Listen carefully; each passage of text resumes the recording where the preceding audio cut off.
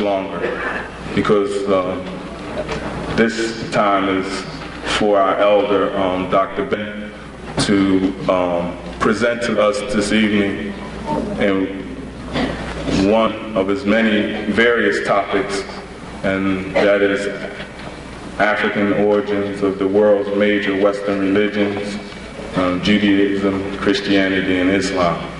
And I'd like Philadelphia to give him the spirited welcome that he's entitled to. And after the lecture, we will have questions.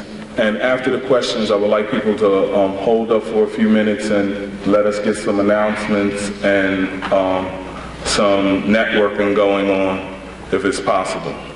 So, with no more further discussion, our historian and elder statesman, Dr. Yusuf Ben Yakin.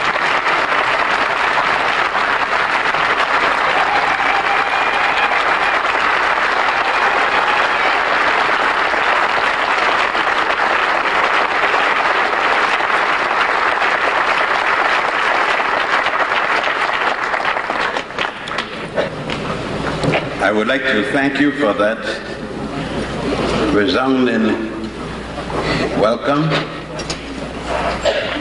and to thank the young ladies and young men who made it possible for my coming here after quite a while to address you. When people speak of religion, but before I go into that, let me equally pay tribute to the Honorable Marcus Messiah Garvey. Brother Garvey, although doing his utmost to bring to our people the cognizance of the African heritage and to ask as many as would go and return back home, kept in mind the need for spirituality. However, he was unable to deal with it in terms of an African base, just as he was able to have people accept the term African in its entirety. When you think of the name of the organization, it will tell you the struggle the men had in Jamaica, in the Caribbean. He started an organization by the name of African Communities League. But when he came to the United States, we were not ready for the word African, though we were allegedly ready to go home. We accept ourselves being Negro, but the continent being Africa. Quite a contradiction. Mr. Garvey made the compromise because it was more important to have the organization than equivocate over the name. Of course, up to shortly before his death in London, when I visited him, like many of us, he came to lecture at Africa House. And myself, a youngster, I think I was the youngest in that house that day. There were men like Krumah, Azikwe, Awolo, Nyomboro, and names like that, most of whom are now dead. When he stated that that was one of the drawbacks he had, the fact that he could not have his organization named in its proper way as the people of the organization. And I need to say, another thing that Mr. Garvey was ticklish about was the fact that he had to name an organization, his religion, in a similar manner as he had named others, and give titles that were so similar as the European. But at the time, our people were not ready to have other names other than that which Europeans used. I don't think we've changed much since that time. I think in some contexts we've gotten worse. So I'm going to speak this evening in terms of these three different religious groups. One of the problems is that we have gone from the religious basis of religion not even the theosophical basis of religion we maintain. Most of us treat religion as if it's a definite thing. When we say Adam and Eve, we think that there was a fellow named Adam and there was a woman named Eve. Literally. We don't understand that it's a theory of a group of Hebrews writers who were not there with Adam and Eve. I know you're going to question me, but then if Adam is the first man, nobody's there with Adam. If Eve is the first woman and the second person, it's only two of them. There's no recorder. Nobody there is taking down the record. There is no history or record showing that either of these people had a language they could read and write. Obviously, they must have started Gu Ga Ba, or the child. She must have said Adam, and he must have said Eve, and somebody might have said Steve, and who knows? And the conversation on. But the truth of the matter people can't understand is there was no factual, historical Adam and Eve. And it's the hardest thing to get our people to understand. They do not understand either that God or the deity is a concept. Nobody been there and see a God doing anything. It is the belief of man. Nothing wrong with it. Go ahead and believe it. But what I'm interested in is that we understand the difference between belief and knowledge. I know that I'm standing here. I'm not going to argue the question with you. I know this. I don't believe I'm standing here. I know. I believe somebody is standing outside behind this wall named Jane with a red coat on. I believe so. I'm not going to bet on it. I won't bet a penny because I don't have the fact. I believe so. I believe that when I die, I'm going to resurrect. I'm not going to bet. I could bet you. I bet you $1 million now to $1. Because if I die, you're not going to collect before you. And if you die, I'm not going to collect. So if both of us die at the same time, I can't neither going to collect. Because I haven't seen anyone die, get up and come back and say how it was on the other side. That's a belief.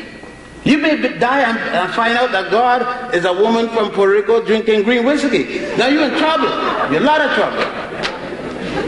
Now, if we could only understand then that whatever you believe is just that, a belief. I hope you're correct, and I wish you good luck. You will know when you croak. That will not be a belief after then.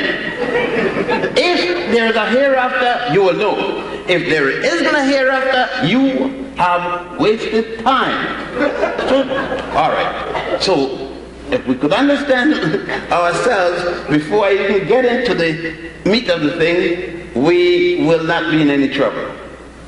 It's appropriate that we should be in a place such as this, because we've just left the hall out there, downstairs, and of course there's another hall upstairs.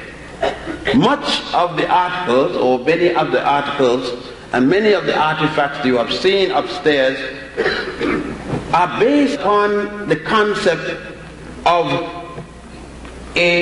not religion, because the ancient Africans had no religion as such, but the theosophical concept of a deity or deities. Deities who were male and female. I think one of the unique things about the ancient Africans, along the Nile in particular, since that's what I'm going to deal with, is that they did not have the sickness of Western man and Arab man.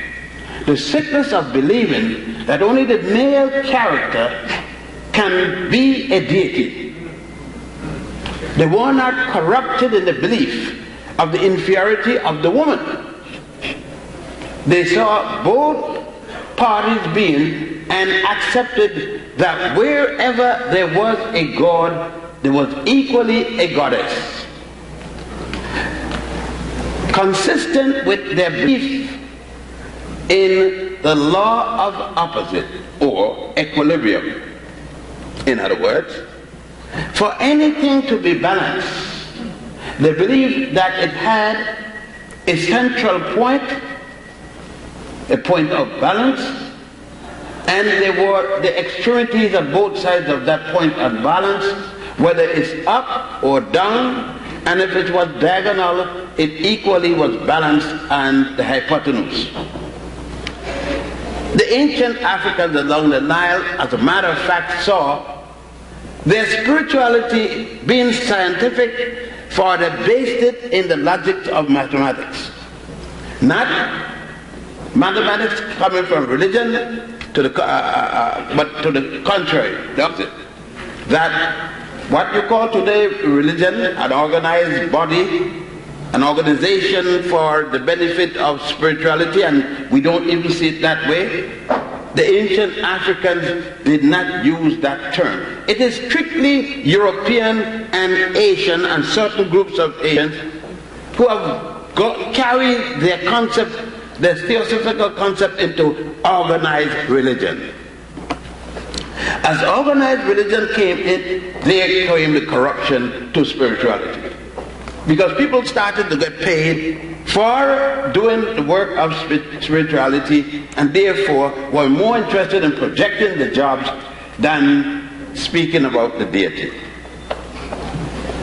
Let us take the background for what I'm speaking about, and let us take a timeline in order for you to follow me and understand what I'm speaking about.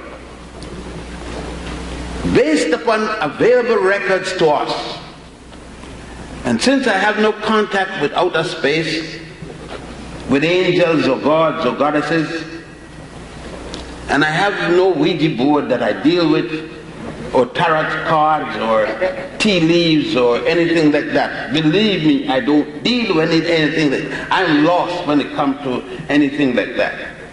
I must deal with documents of the past. My records, and when I speak to you, it is because I have gone to Egypt, to Israel, to India, to you name it, wherever they got it. And I've gone to see for myself. Because going into libraries and museums are not enough for me. I am an inquisitive person. I go, and when that's not enough, I start digging. I get pick and shovel and get others with me to dig and find that which may have been buried over thousands of years. To find the truth. To me, there is no truth that's permanent. Truth today may be changed tomorrow. What is right today may be proven wrong tomorrow. Therefore, anything today, I am open for change tomorrow. In such then, let us take the oldest to the youngest in terms of documentation of what I've been speaking about. Basically, I will be speaking about the religiosity or the form of religiosity that came down the Nile, not gone up the Nile. When I speak of the Nile, I'm speaking from Uganda in terms of the White Nile, Egypt in terms of the Blue Nile. The spirituality that I'm going to speak about comes from the people from what would be today northeast Zaire, ancient Manicongo. I am dealing with the smallest people on record, the Twa and the Hutu, which Europeans call Pygmy.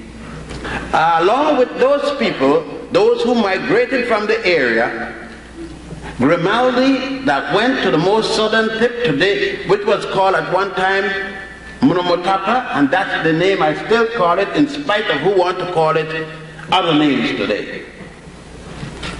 Because if it was good enough, the ancient Africans, in terms of this, the name of their country, Munomotapa, I still call it Munomotapa in spite of the fact that the Portuguese said that the Monomotape was a bad man, therefore some Africans feel that they must change the name to suit and to satisfy the modern ones. I still call it Monomotape.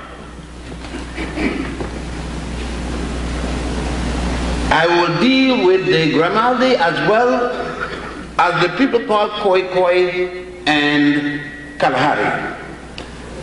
I reject the name Bushman and Hottentot. Coming from the center of Africa again, down north, down the Nile, the same set of people I will call as they have called themselves Sebenetus when they are in Egypt. Those are the people that give us the oldest documentation of theosophy anywhere in the entire world. You can bring from me anything you want, theory, and Babylonia, Sumer, and any one of them. I am from Missouri when it comes to this. Show me some evidence. Show me any artifacts from Babylonia or Sumer that is more ancient than these people, and I will change my talk and apologize to everyone from now on that I was in error. Until such time, all the universities of the world, black, white, pink, green, technicolor, and rainbow, could go to hell in terms of documentation. Therefore, until you bring a book of theosophy older than the book of the coming forth by day and by night, and present it to me so I can look into it, then it means that the Africans along the Nile had and have the oldest collection of spiritual works, otherwise called a Bible. The word Bible is a collection of spiritual writings.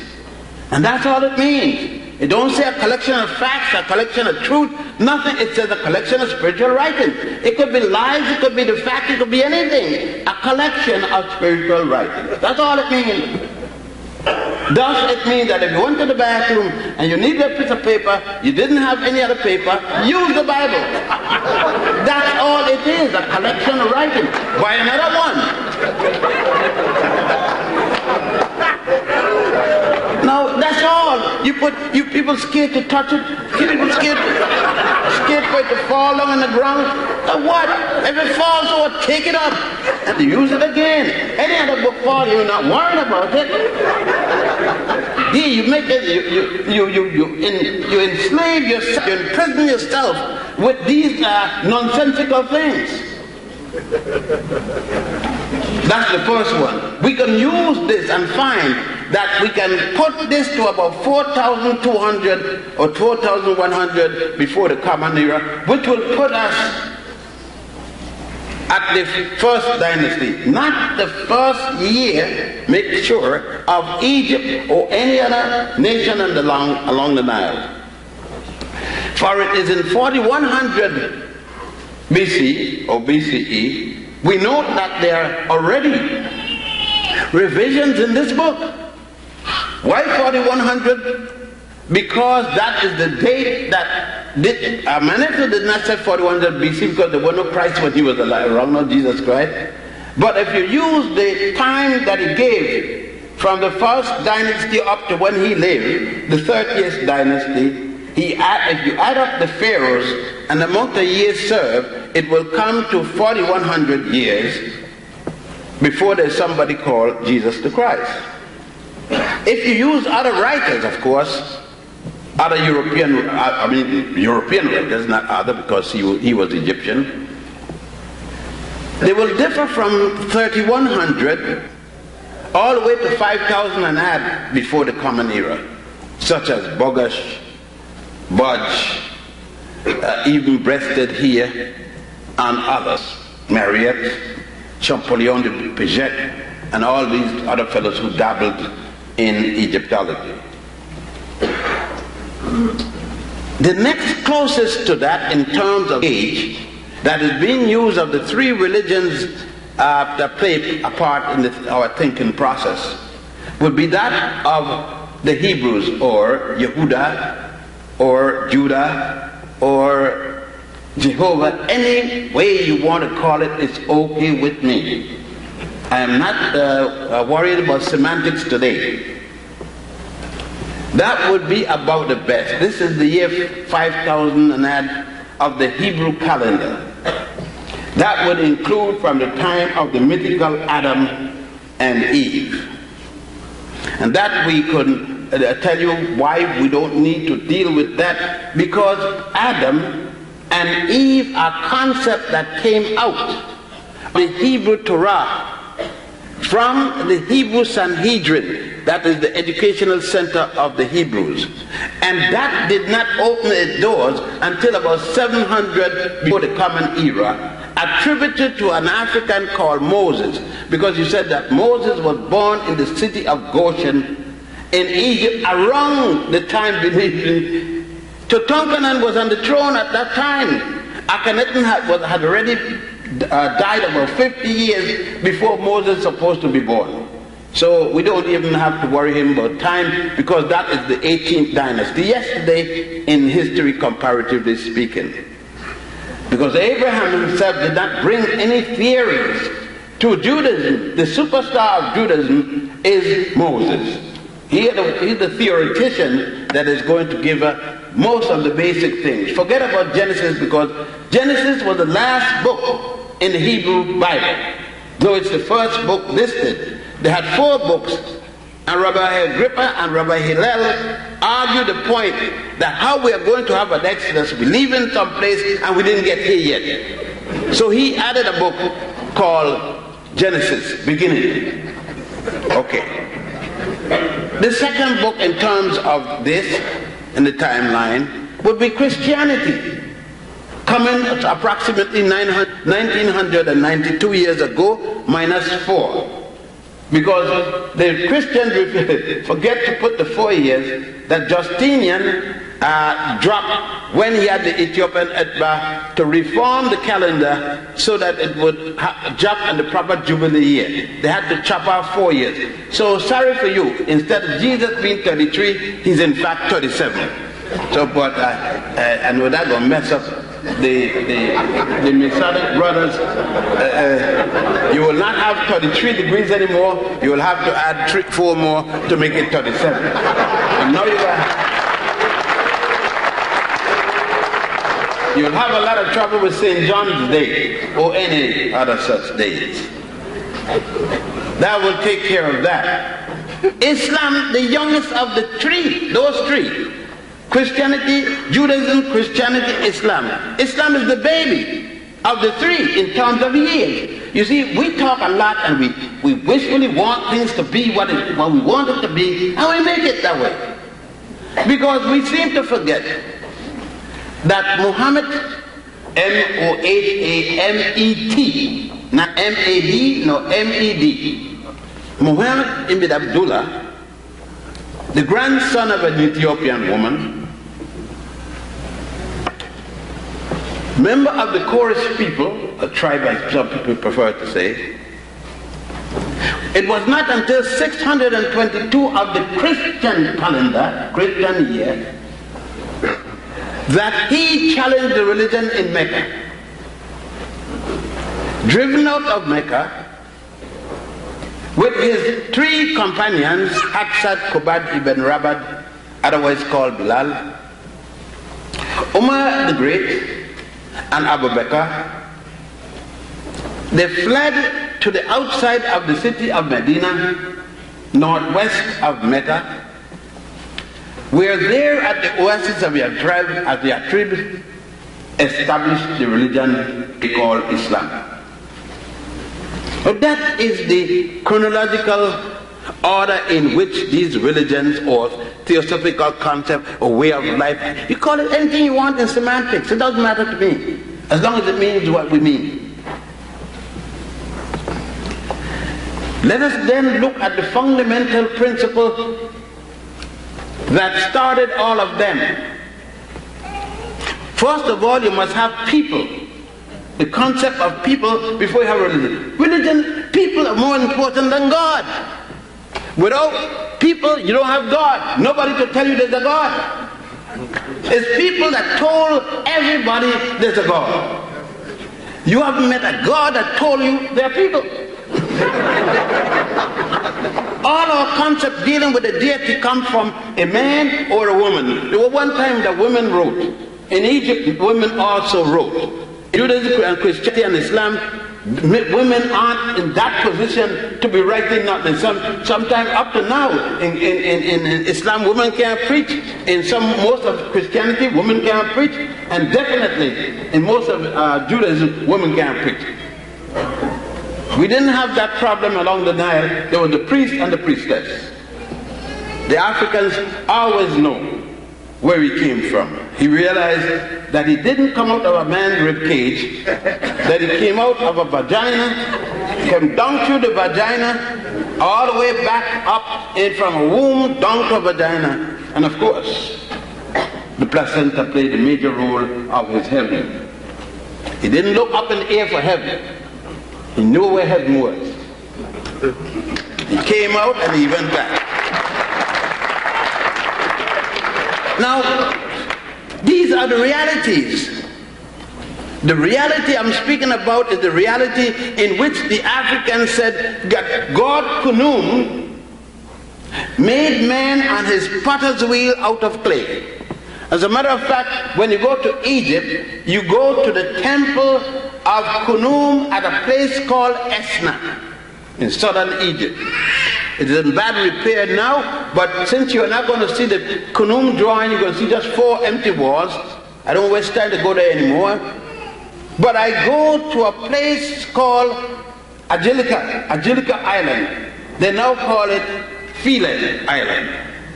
And there you will see the temple of Aset, or Isis. And at the Mamisi, the birth house, on the wall you will see God Kunum making man and woman on his potter's wheel out of clay, which was copied later by the Jews, except the potter's wheel. Jehovah is going to steal the whole thing and left out the potter's wheel. Not even a good thief. He forgot the wheel and kept only the clay and something. That's why his people are messing up all the time, because they missed the way they should have been made with the potter's wheel. Of course, God, Ptah, is the God in charge of making gods.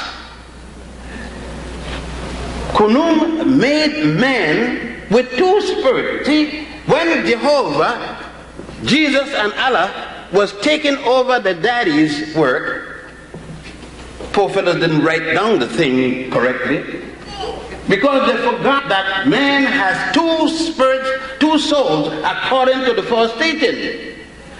The heart soul, which stays with the body, or the cat, the heart soul being the cat. That when the man died, it stood with his soul according to the ancient teaching.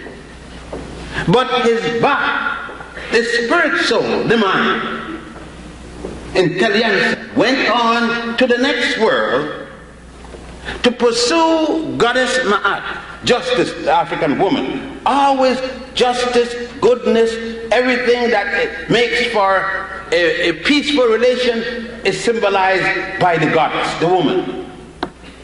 That is right. I mean, it should be that. Some fellows don't understand that came from woman. They thought they come from man, but that's all right.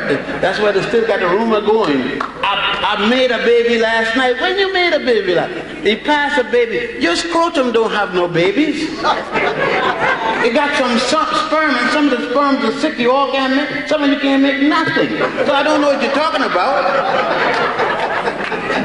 Babies are made in women only, not even homosexual male. They're trying, but they haven't been successful, even with the operation. Now let's get it straight. We need to get things very clear before we leave. Now, We see this. We got the history of it. The point is that I can carry you to Egypt and show you everything I'm talking about. You carry me to Jerusalem or any place in Israel, show me what you're talking about. Carry me to Mecca, except the mosque, show me what you're talking about. So I'm going to stick with what I got because I got the proof. You got the belief, I got the proof. Now,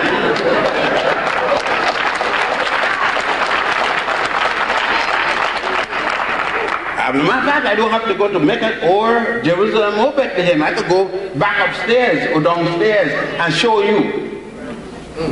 Now,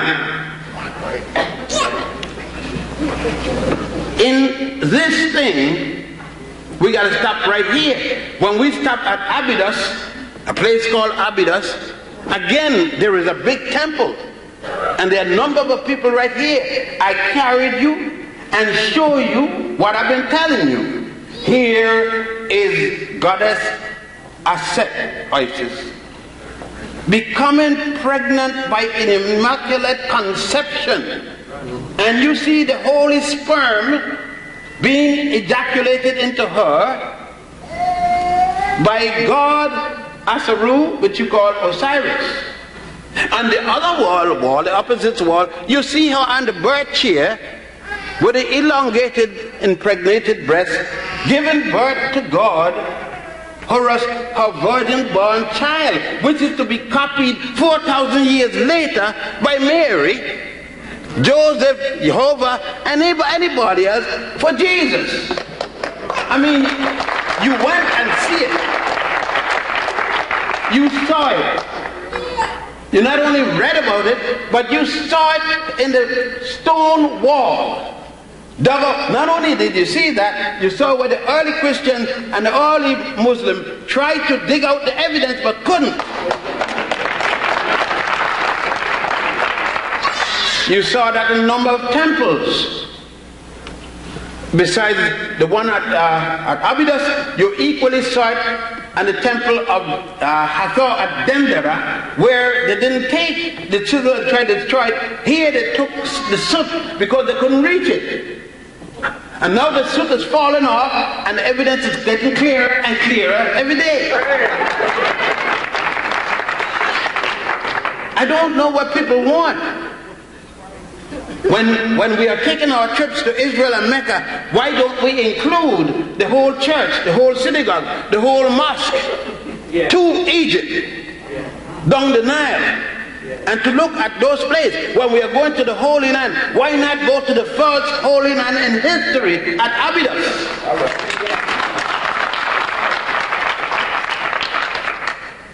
We can't, because I heard some young people today saying that they were not Africans, they were what, lost sheep, I think they call themselves, and that the reason they weren't is because Egyptians sold their people in slavery. They were Hebrew Israelites. Who sold their people in the first place? Had they known their history, they would have known that not a single Jew was under the rule of a single Egyptian in the first place. When the Hebrews came into Egypt, allegedly, according to the Torah, Egyptians were controlled, conquered by a group of people calling themselves Hyksos, or shepherd kings. It was the 13th dynasty when they showed up calling themselves Haribo or Haribu and other such names, the English version being Hebrew. Now you either know the historical data or you don't. I was not taught by my father, and I know from experience, if you don't know, shut up. And go and find out. Then come back and start talking about it. You can't tell him about it. You got faith, blind faith, and talk like a jackass. Blind faith doesn't give you no intelligence. Blind faith just means you're still stupid. Now let us go on. We have to deal with the fact that the concept that we are talking about today in the synagogue, that we will talk tomorrow in the church, that we talk Friday in the mosque, are nothing more than plagiarized, rehashed concepts. Let us see. You cannot, if you're Christian, you're a Jew, or you're Muslim, you cannot give me any moral dogma within your religious concept that goes back before Moses in terms of yours. Because you said that Moses gave to the world the concept of the 10 commandments. I don't have to bring in any evidence. I'm going to use Moses himself as the proof to show that that can't be correct.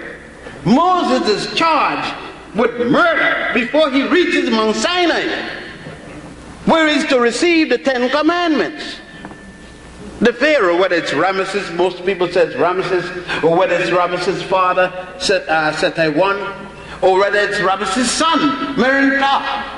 You see Merinta in the picture there, beating his enemy, killing his enemies.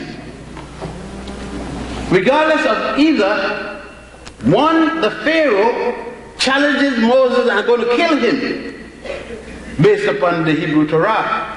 And the law he's using, Moses committed murder. He killed one of the Pharaoh's soldiers. His brother Aaron is charged with stealing from the treasury. There's a law against stealing. They're not going to reach Mount Sinai until 40 years later before they're going to get the law. A law against stealing, a law against murder, and 10 such laws, but they're going to leave out 32 more such laws used in Egypt.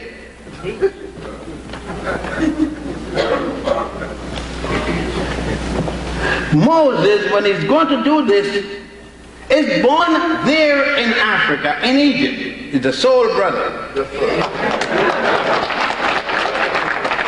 He goes to school in Egypt from age 7 when he gets his circumcision as he enters the ground. And that is based upon the Jewish teaching itself, not mine. Jewish writers wrote this down. And at age 7, since then, all the boys who went to the school had to enter at age 7. He studied there for 40 years without going home. The several liberal arts, engineering, law, medicine, and so on. He studied there and became a priest. They said, the Torah said he was learned in the ways of an Egyptian priest. What other way you going to learn it? He's an Egyptian, he's never been anywhere else. Never been to school, he's learning Egyptian education. And the thing that I stated is what a priest had to learn. He's 85 years old already when he finds out that he's a Jewish. For 85 years of his life he doesn't know he's Jewish. Certainly he's raised by the king. The king's daughter find him, the princess, and the king is killing all of the little boys who aren't Hebrew, who aren't Egyptian. He looked like any other Egyptian that I know in the room here. And so the king doesn't ask his own daughter, how come you bring back a little girl, a little boy child? I mean, when did you get pregnant? Who made you pregnant? I mean, can you imagine the king ain't saying nothing about it? Somebody made his daughter pregnant, no marriage, no nothing, and the king doesn't say a thing about it. I mean, you got to use your head about this story. Your daughter come in the house with a baby. You gonna ask, well, how? You gonna turn Indian or something? How? I mean, let's be rational about this now. Well, all this, we got a set of laws. Not only this, we got another set of laws. We got a set of laws that when a person dies, they must go to another woman, a woman with a goddess with a feather always in the center of her head, symbolically, Ethiopian feather, ostrich feather, called Ma'at, where people have to go and give the admonition that they have lived according to these 42 laws. Millions of people died before Moses who have gone and given this admonition. those 10 commandments plus 32 more already. There is a common behavior pattern, an obligation which has to be set by the people. The people are saying, I believe in the one and only God, Aten, A-T-E-N. There is no Moses yet. The man who they are following is a man called Amenhotep IV, who changed his name to Akhenaten. That should bring us to the 18th dynasty. There is no Moses yet. You could find this in the rare section of the Book of Coming Forth by Day by Night, otherwise called the Book of the Dead by Butch. And there in the Osirian drama, you will see all of the 42 laws. There is another set of laws and rules by the Pharaoh Amenemop, I-M-E-N-E-M-E-O-P-E, the third, which Solomon is going to come later and plagiarize, steal and plagiarize, almost word for word. You could read the Songs of Solomon, compare them to the teachers of Amenhotep, and you see where that fellow stole man's word. 1,000 years before Solomon, this man is to write these things. Now, what else? You can't talk about resurrection. Judaism, Christianity, and Islam speaks of resurrection. But let us go back to the temple of Setewan at Abydos, or the temple of Goddess Hathor at Dendera, to look at the resurrection and the opposite form of Isis receiving the Immaculate Conception. Look at the opposite side, and you see Osiris in the resurrection, the state of the original resurrection, talking about the penis from a dead level to a perpendicular. The penis, when it was cut off by one of the 14 pieces, cut off by his brother Typhon, who had killed him the first time by hanging him, the second time by cutting up into 14 pieces, the one piece being lost because it had been eaten by the night of catfish. His wife, the faithful wife, Isis, I'm using the Western term to make it easier for you, carrying the god of the dead to reconstruct it. That's Kepra. And reconstruct him, but had to resurrect the penis so it can impregnate Isis herself. And even resurrected. Not only that, the tomb of Osiris that said move an entire wall. When he was resurrected from his tomb, Jesus only moved a stone.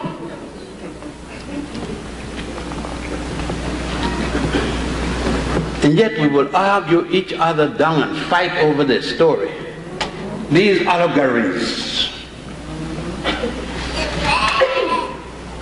These are the fundamental principles upon which Judaism, Christianity, and Islam rests.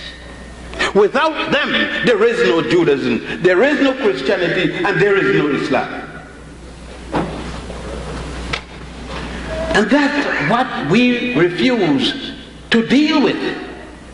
We refuse to see, like we said, in blind faith. I know there was something before, but this got to be better and different. Yet it was before. What are you talking? I know there's a hole there, but I'm going to play like it isn't there until I break my neck. And that's what we want to do. Yet, within all of these constructs, we said that truth, godliness and truth are the same things, we say. Then in the face of truth, make your godly change. No one said to you that you got to give it up. But wherever you deal with it, or make the distinction between that which is belief and that which is reality. And we can't make the distinction between something real and something belief. Let's go back to other fundamental principles in what I'm speaking about in terms of our religiosity, or I prefer our spirituality. When the Africans along the Nile, for instance, one of the common names used by many of the pharaohs for a long period of time was Son of the Sun, SOS, like they say for a ship. And a pharaoh was known as the Son of the Sun, the S-O-N of the S-U-N. Because Ra was the symbolic God symbolized by the sun. The ancient Africans alive long did not believe the sun was the God, the deity, but the sun was symbolic of the deity. What it meant? That if you want to know what the deity was like, it is like the sun. He was like the sun. They would say, just as the power of the sun, so plus is the deity. Ra, which was the god of the south, Amen, the god of the north. Amen, the people in the north that worship Amen, the leader was a man called Scorpion, a king. As I said before, in the south was a man called Nama or Mena. Sometimes he is also said to be named Aha. The reunification of Egypt, because Egypt was a state before it broke up into two, but the reunification of Tawi, the north and the south, the two lands, at a place called Memnefa, where the fight went on, the battles of the north against the south, or the south against the north, before the south defeated the north, Nama defeated Scorpion. It is then that Ra and Amen, again another lie. Amen means so be it. Who said so? When did Amen become so be it? Amen was the god of the north. But when Nama defeated Scorpion, he took the two God concept, joined them in together, thus you had Amen-Ra, Amen-Ra, one. Later Amen-Ra became Amun-Ra, A-M-U-N-Ra. And then Amun-Ra was used as the principal god above all gods until the coming of Akhenaten in the 18th dynasty, who changed it to Aten. I must re-emphasize, there is no Allah and there is no Jesus yet used. Now all this is going on. Millions of people along the Nile and other parts of the world are worshiping this. After this, another aspect of Africanicity came about. A group of Africans carrying the name Tumul, T-U-M-U-L. You know them as Dravidians.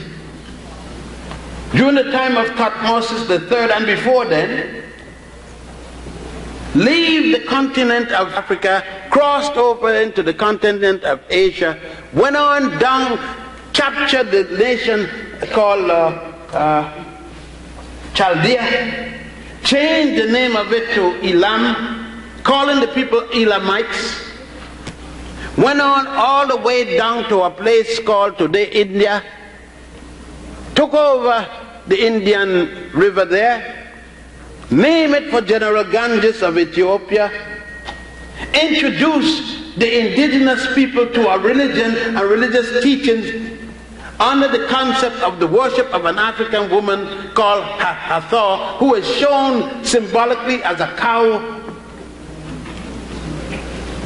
called the golden calf by the Jews later. In the Bhagavad Gita, the Hindu priests, the Brahmins, they themselves give credit to the Tamils, these Africans, these black people in the southern part of India. Yet the same people that use the religion of the people that carried it in there still make these people untouchables. But they're right, because we're always claiming everybody. And yet nobody wants us.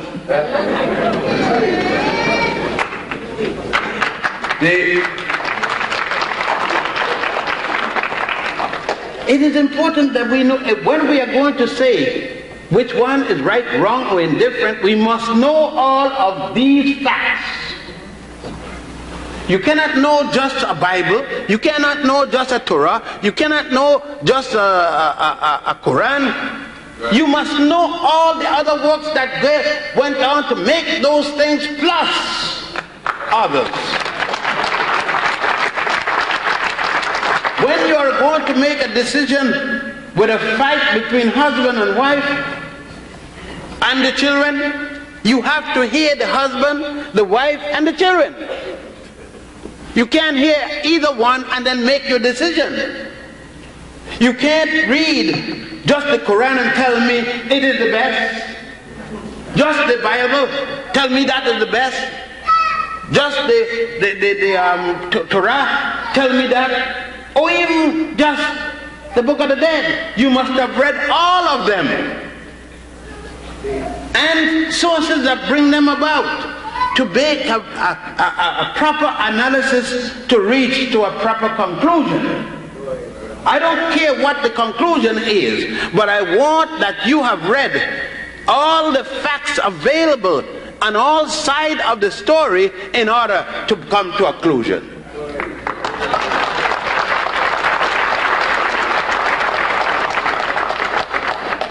If this is being, and many people say, I don't like this religion, I attack. If this is attacking, I'm going to keep attacking. That's right. But if this is sent to ask you to read, to check all things before you make the decision, I think that then you are not dealing with blind faith. You're dealing with an intelligent conclusion. You see, we are such, and a convert is the hardest person to deal with, because the convert is disillusioned and leaving some place, and scared to be further disillusioned in a new place. Thus would see the errors that he or she have not overlooked at the last place will overlook now, because they're saying, damn, I just left this one and this here proved no better. I am sure that when you leave one religion to the next, you don't get anything. You don't get anything new. You're still in the same belief. See, if you go from Judaism to Christianity to Islam, God still ain't give you a woman. God or goddess still ain't gonna do nothing for you, not give you a job. I sometimes I listen and somebody say, look, I went to the Lord last night and he gave me $5. I woke up and there were $5 on my living room. You leave the damn $5 in the living room and you put something on it one day and something move it off and there was the damn $5.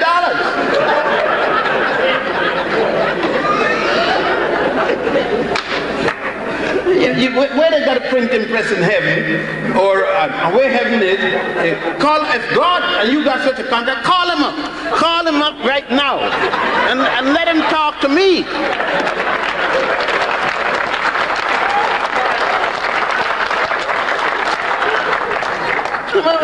us stop driving with each other. We have to deal with the reality of life. Now, if in the concept of the deity, and we are talking about the faith, I have no problem with a person relying on certain faith, because I myself have faith. If you got a woman and you got to go 1,000 miles from her, you have to have faith. Otherwise your mind is in a lot of trouble. And that goes vice versa, of course. That's faith. If I cross the street from this side of the street to the next, based upon how you fellows are driving, you got to have faith. That is that I believe that nothing is going to happen to me given a certain condition with a certain sense of rationality. The rest got to be faith. Because I'm dependent when they come with me in an automobile and I'm flying all over the place. You know, I got faith when I jump in the airplane, I strap myself in the electric chair. That's faith. I got faith that that cracker will fly that plane direct, that the captain and the co-captain, the pilot aren't going to argue about who going to France and who going to Germany. At the same time, they got to agree that they're going to the same place. Now that's faith, because I ain't got no control over it. That's faith, blind faith. I got no choice. But I got a choice, and I got a 38 and say, you're going to Cairo, both of you. That ain't no more faith. That's a gun. He going to Cairo. That, you see what I'm dealing with? One has to deal with the reality. So, although we deal with the input of what goes into the thing, we also deal with the rationality we're talking about. The detail as to whether one eat or drink or don't eat pork or this, that's another thing that does get clear. The ancient Egyptian not only ate pork, particularly on December 25th, but they used medicine made of pork. A pork fat. I suggest that you take up a copy of the Ebers Papyrus and a number of other papyri and saw where the ancient Egyptians used fat, melted fat, especially to make the capsules and to use for health measure, Again, if you don't want to eat pork, okay. But even Quran said what? Quran said, if you were hungry, couldn't get anything to eat, and it was going to threaten your life, and the only thing was there was piggy wiggy, put him down your stomach if it's even raw, and save your life. That's Quran. Not eating pork has nothing to do with God. It's a disciplinary thing. It's a disciplinary thing. Because Quran said your life is most important. But some of us, we go overboard with anything. A man come and see me now. I never ate chops and things like that till I became a big man, because I'm born in a Hebrew family. But people see me eating, and I got a nice chop on the table. They're going to tell me, what you eating? They ain't blind, I eating pork. And I paid for it. If you don't want me to eat pork, I wouldn't eat filet mignon. You pay for it, I eat it. So anything you don't want me to eat pork, come with me, buy my food. You don't want me to eat meat, come with me, buy my food. Then I eat it when you're not there. It is to talk about these extraneous things, which mean not what is the basic fundamental principle of Judaism, Christianity, Islam, and what the Africans taught about. What the Africans taught about in the religiosity, and they make science a part of the religiosity, law, engineering. All of this were part of the teaching of the priests. It's the priests who ran the society, being taught in every element of man's society. The priest was the doctor, the lawyer, the engineer, the butcher, whatever it was. It is the priest that conducted that training. That's why it took 40 years to train a priest.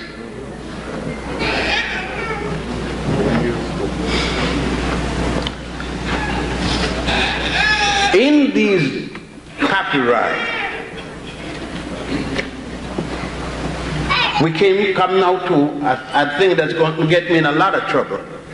Bring it up. But trouble is all I ever had. The ancient priesthood was in charge of two aspects that govern the concept of feel, to feeling, to thinking, and so forth. One was astrological, that dealt, and one was astronomical. Astronomy dealt with the complex measure of distances, one body to the next, in terms of, spherical dimension, the stars, the moon, the sun, and so forth. Astrology dealt with the physical aspect of the movement of these heavenly bodies. Let me be more specific. Astronomically, the moon and the sun, for example, are in different locations at different time of the month and different time of the year. The measurements and placing of these bodies, stars, etc., is our astronomical calculation, therefore astronomy. On the other hand, for example, when the moon is farthest away from the sun, like now, the temperature, because the sun does not have the heat, the moon does not get the heat, and the earth, for example, does not get the heat because it's farther away, therefore it gets cooler until it gets colder and cold. That's the astrological effect. Thus we have astrology. It has nothing at all to do with whether a child was born in January and was making love to Mary in June. Got nothing at all to do. That is Greek mental illness. The Greeks are the one that introduced that. Not one single Egyptian or Nile Valley African had anything at all to do with that madness. I know I told you I'm going to make a lot of enemies. Because a lot of you ain't going out of your house tomorrow unless you consult Mary Jane and her sloppy chart. You're not going to marry nobody unless you're not even going to bed with anybody without consulting the chart. I saw a sister the other day who was with a man and they had the proper chart. It was perfect. I saw again and she had 2 pounds of steak on her eye. And I said, what happened? That son of a bitch hit me in my eye.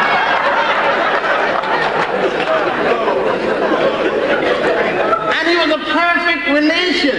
They had taken the chart and had it done by Slapsy Maxy and everybody else.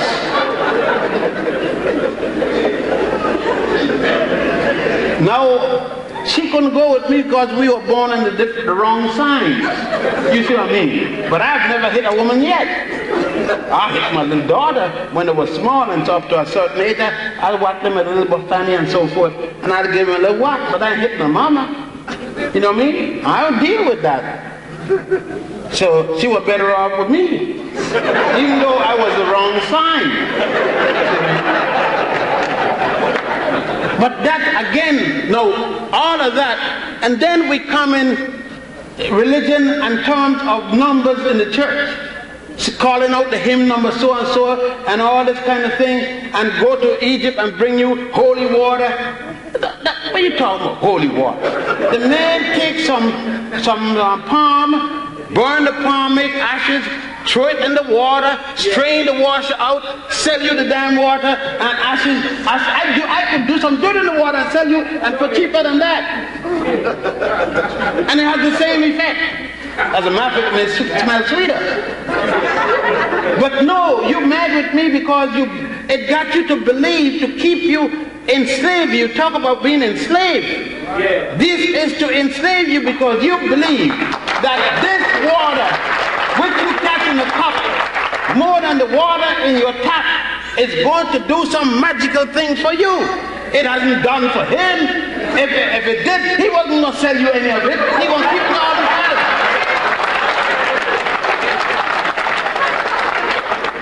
And this is what we mean. We got to understand that these factors, the comparative analysis between whether it's Judaism, Islam, Christianity, or the ancient religion, Egyptians or Nubians or folklore practice, what are these things for? They are for your betterment.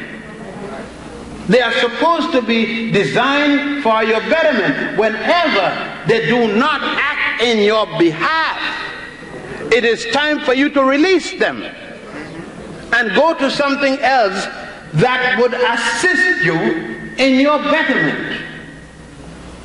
That should be what religion is for. Religion should not be something to tie you down, to hamstrap you to the point where you cannot better yourself.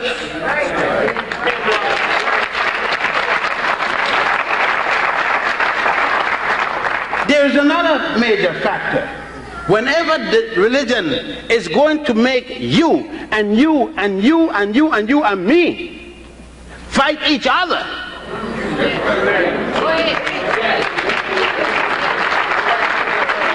whenever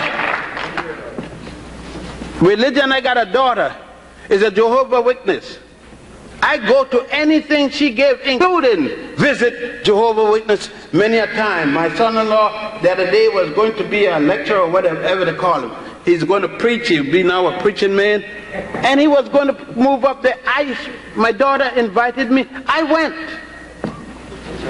I congratulate him. I wish him well. Yet they have never come to any lecture I gave. They cannot come. They're not permitted to come to a lecture I gave. It's worse than that. They don't recognize any of my relationship. It is not good because it wasn't sanctioned by some guy in Brooklyn.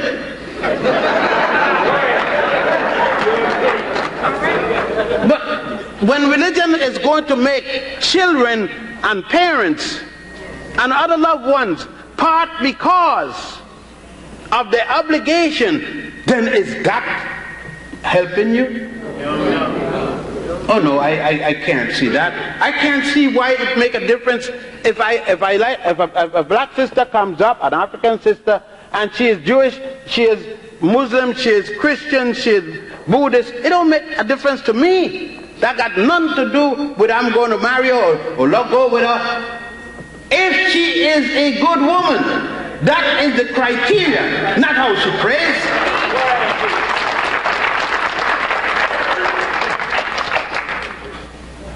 And then it makes a difference if I got a Magen David or I got a crescent or I got a cross, but I didn't support my child. And I'm making oodles and noodles of money, but I got all these things, and I tell you, man, I'm a Christian, I'm a Muslim, brother, I follow Malcolm, and what big deal? And you don't give your son, your daughter a piece of bone. No, it is about time that we understand that most of us are Christians because the slave master was a Christian. Most of us are Muslim because the Arab slave master was a Muslim. Most of us are members of the Church of England because we're from the Caribbean under the British colony. Or we were French because we were born in New Orleans or other parts of Louisiana or Guadeloupe or so forth. We had nothing to do with being rational about it. All right. Have nothing to do with our interests. That's right. Because if it were our interest in terms of Christianity, then we would not belong to the church, because we don't see a black Jesus in the Bible.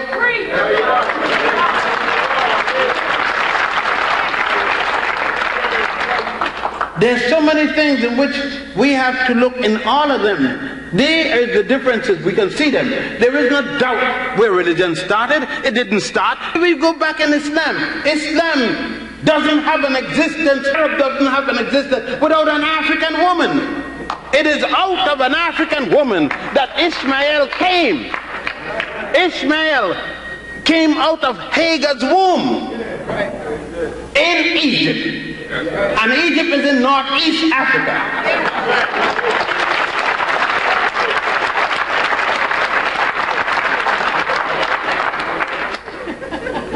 And it is Africa that saved Abraham and all his sons from starving to death.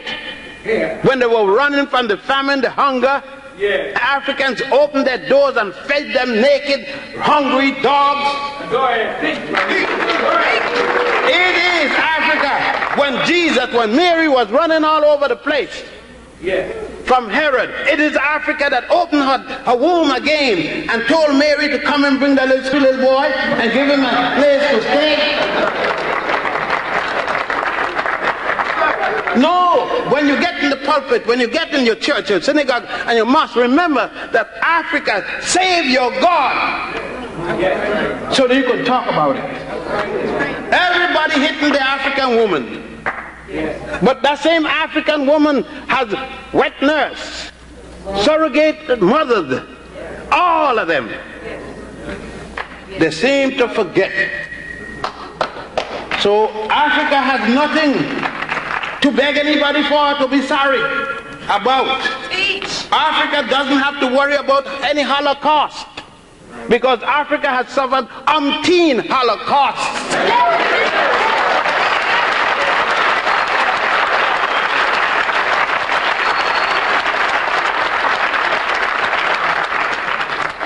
Africa, when she set her moral values to give it to the United States of America so that they could make a lopsided scale instead of proper balanced scale and call it justice.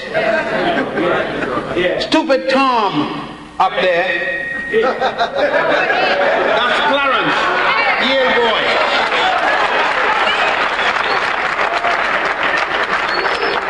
Believing that he had something special, only realizing he was black when them cracker senators come down on him. Then he hollow, I'm black. That's the way they treat black people.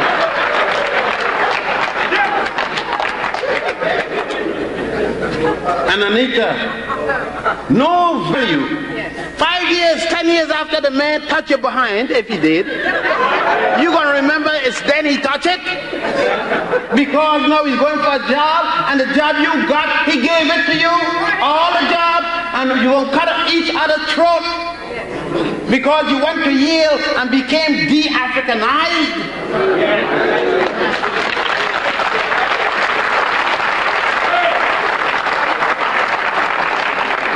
Yes, and all of them are religious. Everyone, including the senators. One was puffed with alcohol. They call him a Kennedy.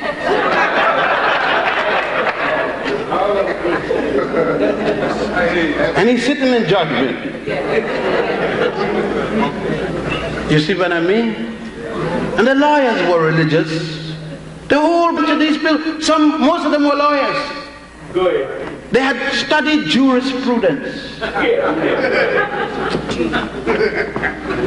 All the philosophical concept that goes with the legislative branch of the legal arm of the government. and the justice system. Yes. But they had not looked at the symbols of justice. They had not examined the 42 admonitions to Goddess Ma'at, who had no concept of what they were. It was understandable. If you got 42 laws and you were only using 10, you got to be making some heavily mistake.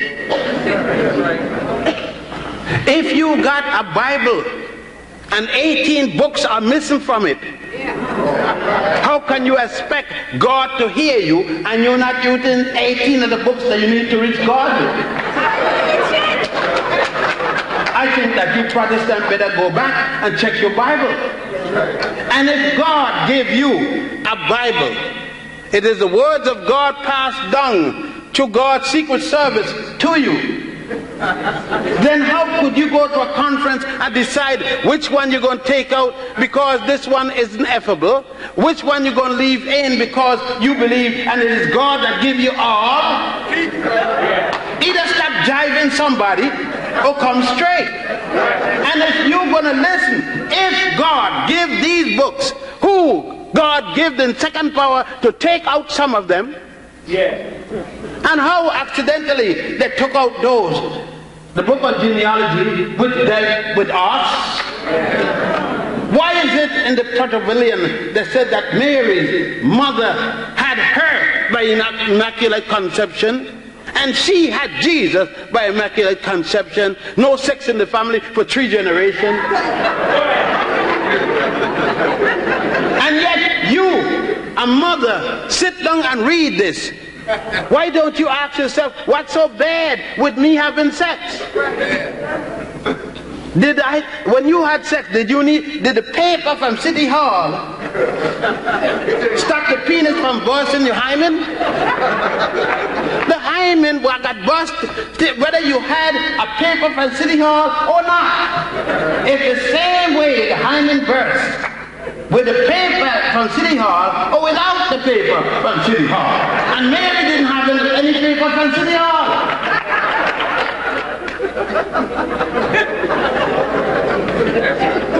Let us stop and not only argue about the differences. We know the differences. We know the chronology. That's not the point. The point is, how can we use Judaism, Christianity, Islam, the Nile Valley, religiosity to benefit ourselves as a common people?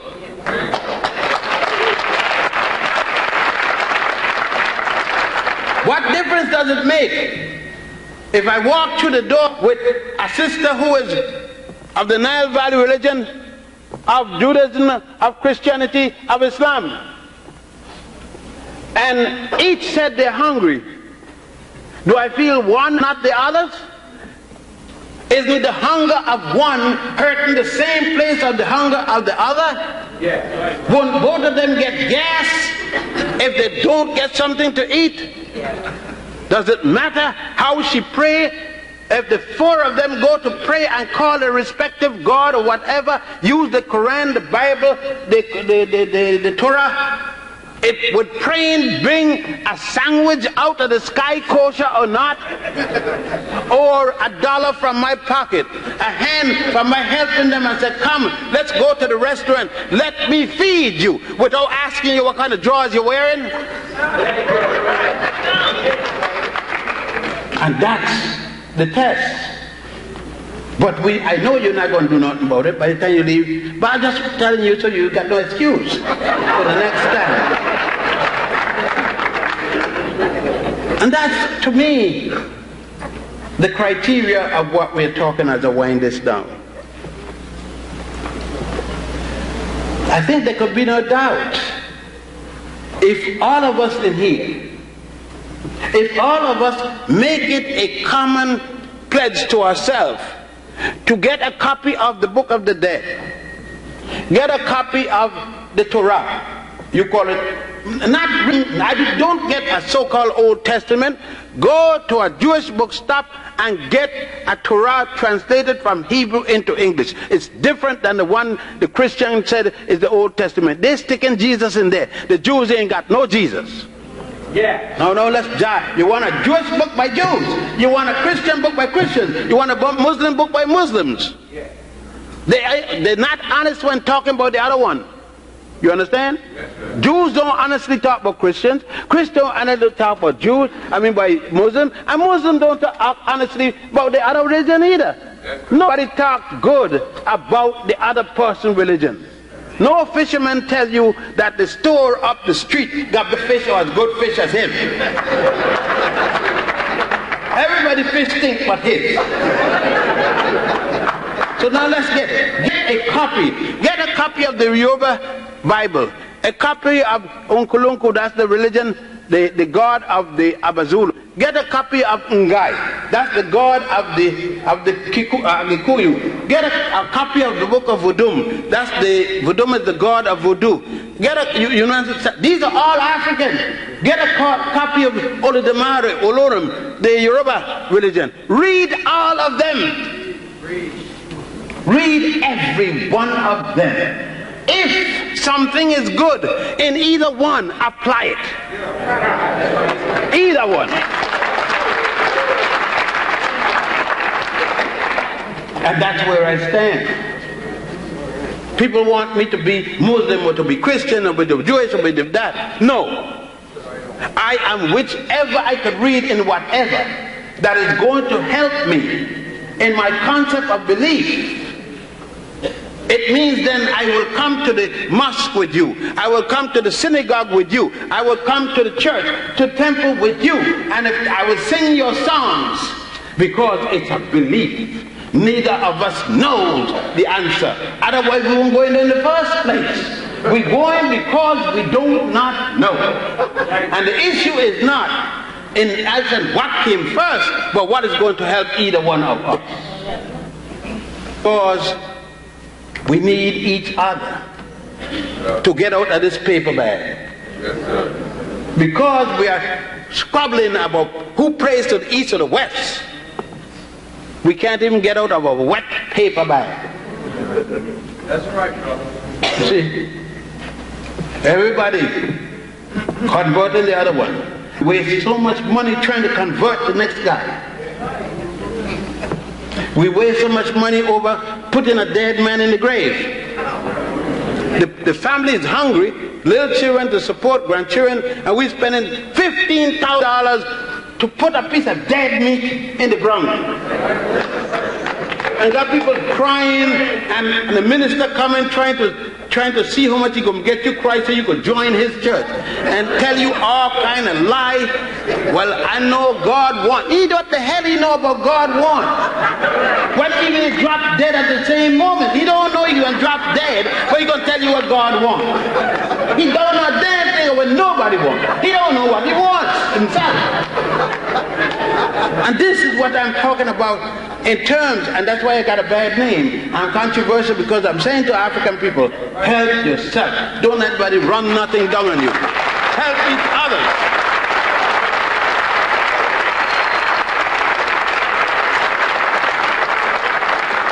And this is lastly before the question and answer period. I was asked, what do I worship? Yes, I worship the black woman, the African woman.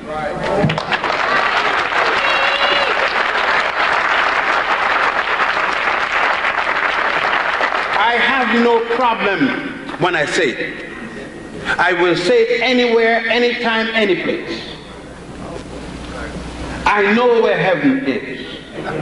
I don't go up and look in the clouds, see if I see a plane passing by, going to heaven. I know where it is. 73 years ago, I came out of heaven. I was there for 10 months. My mother and father mated someplace. My mother became impregnated by my father. And I went down, fertilized into her fallopian tube, somersaulted all the way down into the womb. There I was nourished by the placenta. The umbilical cord, the line of life, became my tether. She did whatever she had to do with the illness and different sicknesses and sometimes feeling good or whatever, with the nourishment and so forth, and I came forward. If that isn't justification for me to worship a woman, each day when she lived, each time when the 31st of December came, I knelt in front of this woman, pushed my head to her womb as the culture of my custom. She put her hand on my head and she told me about all the bad things I did, slapped me in my head and they cuffed me up, and when she got mad about the things I did that year, until it come to the last one, then she started to talk about the good things I did. That was the best part. Am I not to worship that woman?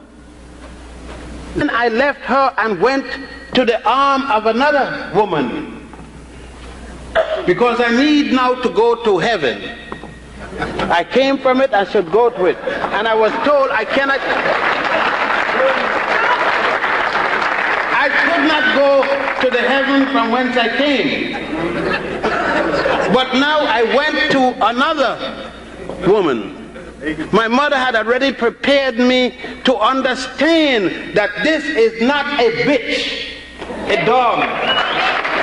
I was going to the home of my mother, to heaven, and that the woman was going to give me of her body. The highest honor she could bestow on me was for me to use of her body. And my mother had already told me, if you cannot use it with the kind of respect, if you cannot be seen with her in daylight, do not be seen with her at night. My mother had already told me. So then I had to deal with it with sacredness. It was something to be sacred. And in order to be sacred, I had to worship it. I don't see how you can worship an abstract thing, and that which is comforting you. When you sleep, she feeds you, she cleans you, she washes you, she cooks you, she takes your house, and she protects you when you're sleeping. Then why can't you worship her? I say, when we learn to worship our women, that day is your beginning of freedom from slavery and freedom from captivity.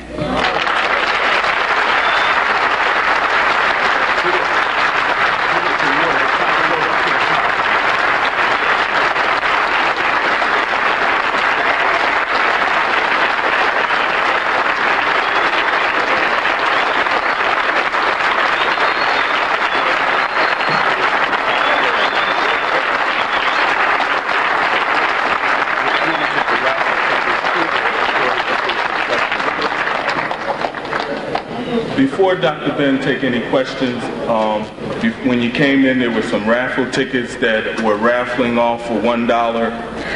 Dr. Ben's African Origin of Major Western Religions, African Mother of Western Civilization, and Black Men of the Nile. Depending on how many people are interested in still participating in that raffle, as of this moment right now, we will either take, well, let me ask it this way. Is anyone interested in participating in that raffle?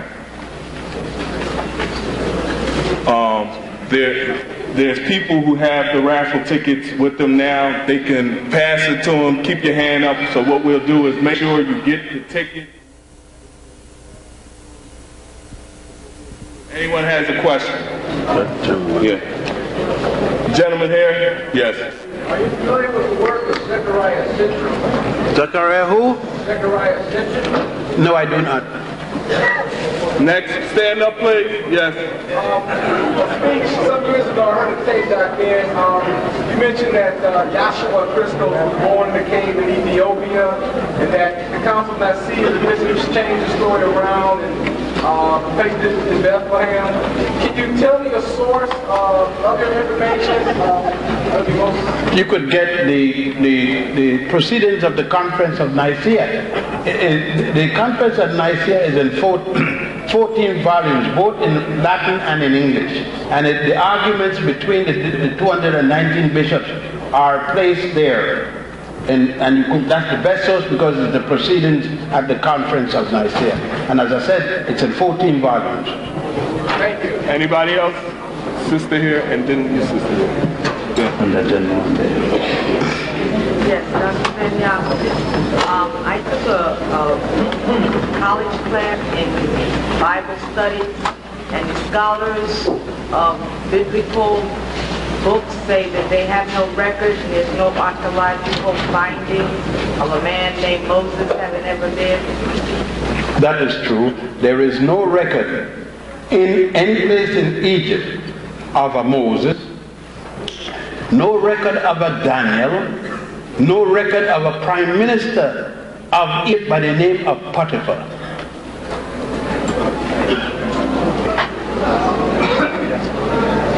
Sister here. Dr. Ben, can you tell me if there's been any further studies on the genealogy of the pharaohs? I remember reading something about you stating that they were from Lucia and from There were pharaohs of Egypt from many places, and then at a point there were pharaohs of Egypt from outside Egypt. For example, from the first dynasty, and that's what we call the king Pharaoh. When Nama defeated King Nama defeated King Scorpion. From that time, the king of the United Land, United Egypt, was called Pharaoh. At certain time, they even call him king. Now, from that time to the last king of Egypt, which was not even a king, it was a queen. So from Nama until the last monarch, which was Cleopatra the seventh, the daughter of Ptolemy the 12th. You see what I did there last? You can't just say Cleopatra. You got to say which one, because there were 7 Cleopatra and 15 Ptolemies. And the one that people most speak about is Cleopatra the 7th, the daughter of Ptolemy the 12th. Now, from the first dynasty to the end of the 12th dynasty, you have nothing but African pharaohs. Pharaohs who came from what was it's called Waset. The Greeks had come and changed that to Thebes. Today the Arabs call it Luxor. Then you have from different parts along the Nile and even in Thanis and so forth. In the 12th, the destruction of the 13th dynasty was by a foreign people called the Hyksos. People coming from Asia around the tributary, a little rivulet that connected to the Tigris and Euphrates. They also called themselves shepherd kings. They came with a leader by the name of Salatus. They penetrated Egypt from the coast, the Great Sea, which was now called the Mediterranean, all the way before in the north to a place called Abis, where they established their capital. That's still in the delta. It is not even as far south as modern day Cairo. They were repulsed in the 7th dynasty by southern pharaoh by the name, a southern king by the name of Amus, A-H-M-U-S-C. Amus was killed during that battle and was succeeded by his son Thutmose I. Thutmose I was replaced by his daughter, who took on the throne, took the throne from her little brother, who was supposed to be legally it, but she was a woman where he was a boy. She became the only woman king in the world. She gave herself the title Queen King, wore a beard, put on a false beard like a man, put on men's clothing. Her name was Makare Hatshepsut. Her son finished the pushing out of these people, these foreign people, otherwise the Hyksos. And by this time we are in the 18th dynastic period. Another group of people came in and ruled, and that was the Ethiopians and the Nubians. But before they came in to rule, there was still another foreign group, and that was a group of people called the Assyrians. Have nothing to do with Syria. The leader of the Assyrian was a man called Ashurbanipal. Ashurbanipal took over in 714 before the Common Era, the 25th dynasty. They ruled and was pushed out by the Africans again, Nubian kings, and they remained into power until a third group of foreigners also from Asia came. That would be the Persians under the leadership of Cambyses, who was serving Darius I. That would bring us to 525 before the Common Era.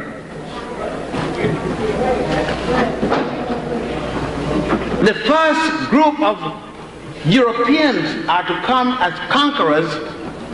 That would be the Greeks under the leadership of Alexander II, the son of Philadelphus. And that would be in 332. The Greeks, or Macedonian Greeks, ruled until the coming of Augustus the Caesar, and that would be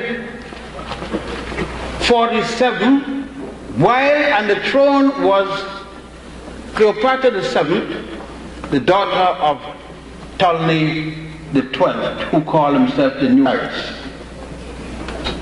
And so ended pharaonic rule. So you had all kinds of people. By the way, the Jews who claimed that they were ruled by the Egyptians that mistreat them, that's a lie, because the time when they came in, the Hyksos was ruling. And when they're supposed to have left, the Hyksos had just lose the leg. So that if they were there, they were collaborators anyhow.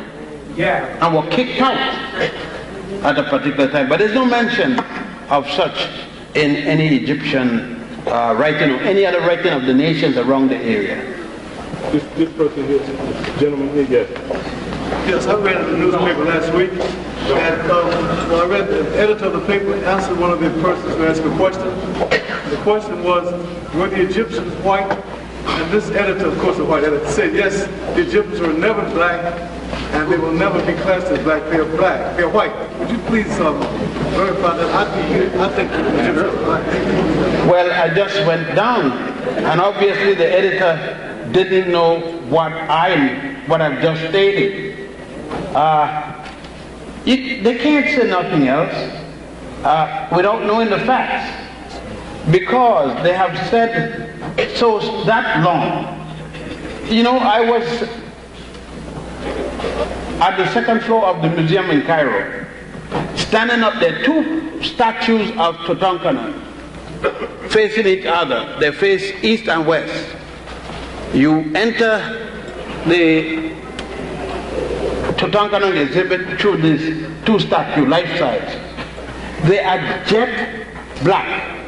They can't get blacker than that. But a guide was there, and they had a group of people from the religious belt, and they had all the little bags showing that they had just come from Israel. They came from the States. While the guide was speaking, one of the ladies said, "Look how black he was. Was he black?" And the guide said, "Yes, ma'am." She said, No, you must have misunderstood me. "Was he black?" And the guy said, "Yes, ma'am." She said, "I refuse to accept that." And the guy said, "Okay, go along with your ignorance." You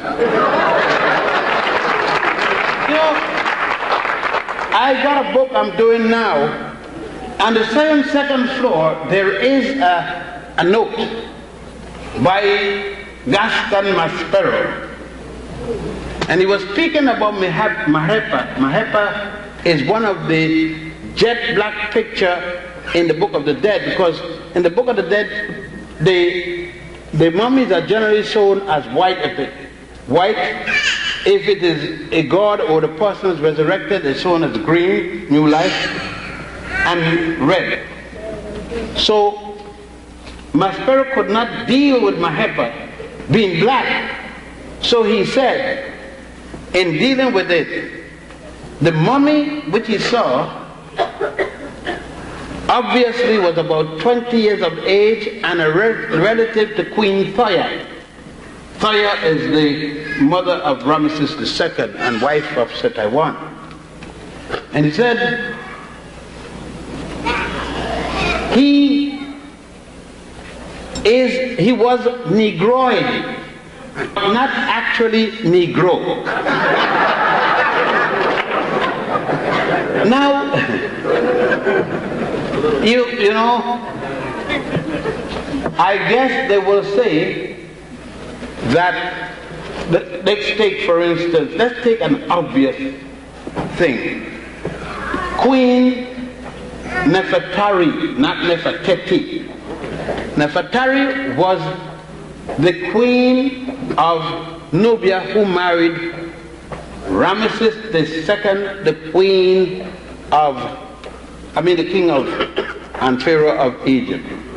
I wonder what that editor will call their children. In America, if you got 1 billionth to the trillionth power, to the X factor minus, and square the differential of that, you got black blood. Look, this system is so racist that you, right in here, you got Merentar Ramesses' son out there, killing his enemy, and you see the enemies in 4 different colors. The only color you don't see out there is black, white. Now, the European told us all kind of things. He tells us, number one, he tells us that white is not a color, then how the hell we see them? Anything he tells us, we're supposed to accept. When I was going to school, they tell me there were 5 continents. Australia was the biggest island. Now they got 7 continents, and Australia is one of them.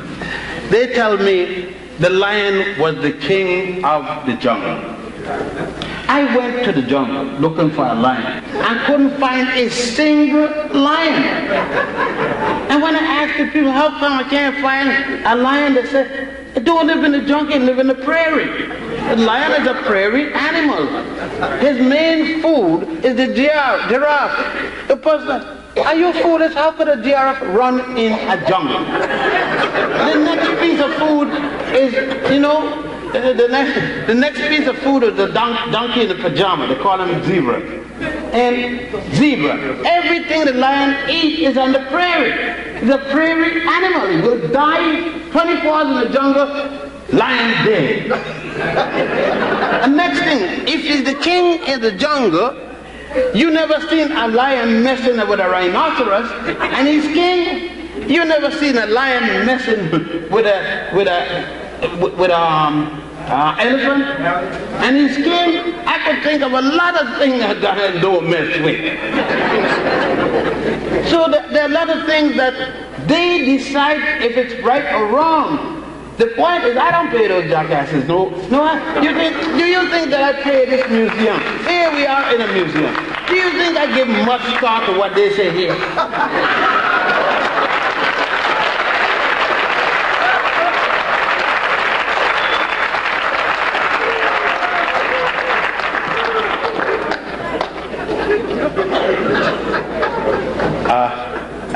I'm in an awkward position, Colin. So I would like to know when in the historians we're going to move beyond 6,000 cycles, like 2000 AD and 4000 BC. I want to know when we're going to move out of that. I don't think that anyone is going to move this. You know, you can't move things when you don't have power. Powerless people do powerless things. You see, we are bound in certain things. We are going to pray. We are not going to kill nobody who kill us. These are the things that we are. Until we have changed our quote-unquote modus operandi, until we get to the point that we could kill, until we get to the point that we could say, to hell with what you're saying, I don't believe it. Until we could say to the white man, your culture is not something I'm going to deal with. Until we could say to the designers, until our woman could say, I'm not going to let you pull my dress up to my behind.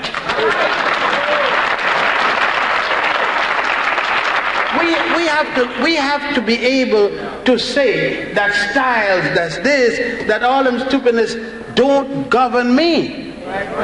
We have to, we can't say we're going to be an African people, yet do everything that they tell us do. And until that time, we're not going to change anything. Yes. It's Dr. Ben. I want to describe a scene that I saw in the book of Dead maybe about 7 years ago. In this scene, I understood everything but two parts of it. It's called a sirengram. And the scribe anew, who understand, comes from a generation of strict priests, is taking his wife in the underground. Now I'm sorry, in the underworld. Yeah. She's been dead. She preceded him in death and she has a mirror in her hand. Yeah.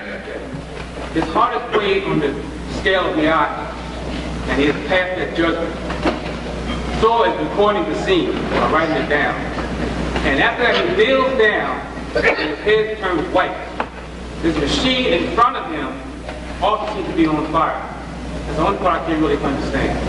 Well, number one, of course you know you're dealing with theosophy, belief system.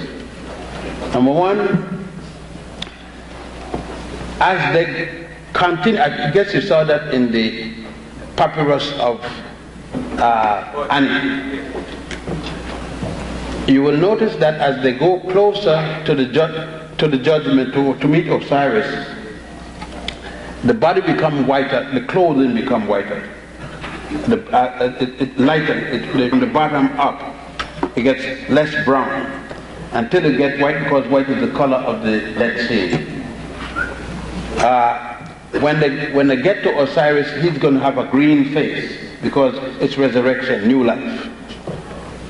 Now, symbolism is the point, but what you're talking about is if he passed, when he passed the weighing of the heart against the feather of truth. There's a heart, a symbolic heart, and there's a feather. That Amut, the animal that's going to devour the heart. When he passes, it doesn't devour the heart. Therefore, since he now has his heart, he has blood to continue. If he had not passed, Amut would devour the clock. So they show symbolically, they have to show a different coloration. Just for, in other words, it's part of it is symbolic, and they use color to demonstrate so that you can see the transformation of things going on. Because after that, after that, he's going to meet Ma'at. He has to still meet Ma'at. The weighing of the heart is with Ma'at. Now, why is white tutu carrying a mirror? And in this scene, above Osiris... Because she's seen her image. Okay. Well, now, above Osiris, you have the upside down effect with the wings, with the balance. I couldn't understand the... That's Kepra. Okay. Kepra. Sister over here. Dr. Ben, could you enlighten me about the story of Queen of Sheba and Solomon, and the second part is Haile Selassie, the last heir or the last member of the Kedah and Solomon's family, or bloodline?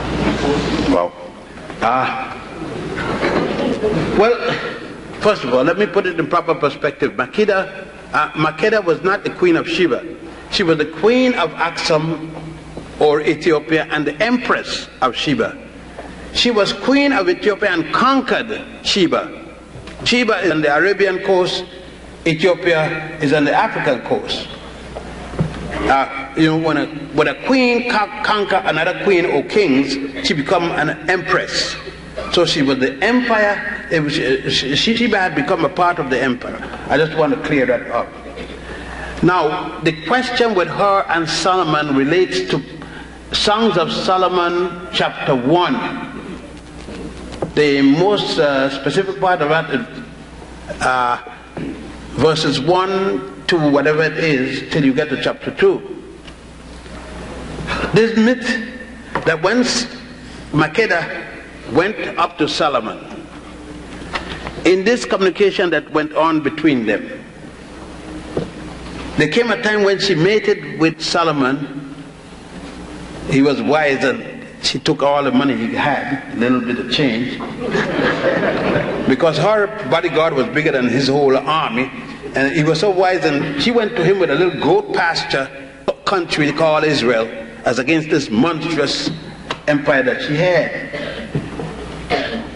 Having that, went and took his money, came back allegedly pregnant with a son called Abna Hakim, which Westerners call Menelik I.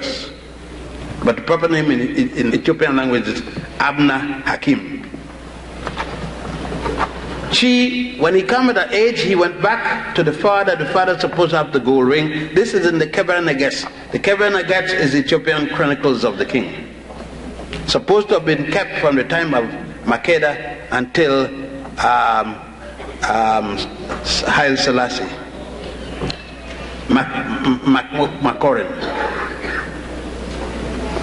Abna Hakim was sent back to his father when he came 12 years with a ring. The father was supposed to give him some ark, send him back. His mother then abdicated the throne for her son. Ethiopia changed from the indigenous religion and adopted the Hebrew religion. So Ethiopia then became a Hebrew state. Back and forth, the Hebrew rule until all the way down to Chief Radik, one of the Hebrew, what quote Falasha rulers of Ethiopia. The point is that Selassie Makonnen is his name,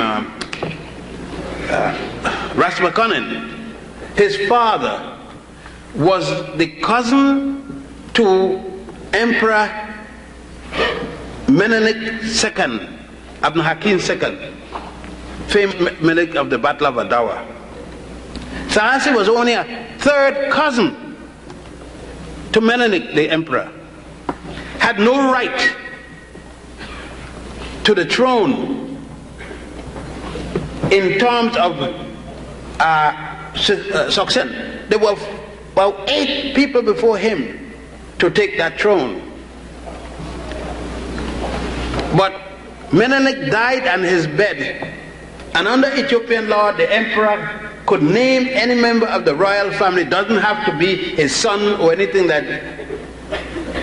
His daughter Zadito was supposed to be the heir in succession in terms of order.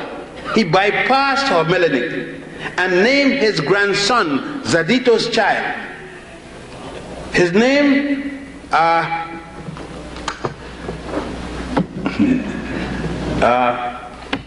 Lidjasu, Lidj, one name Yasu. Selassie and Abuna Johannes. Abuna is the head of the church, the Coptic church at the time. They changed the name now to the Ethiopian National Church.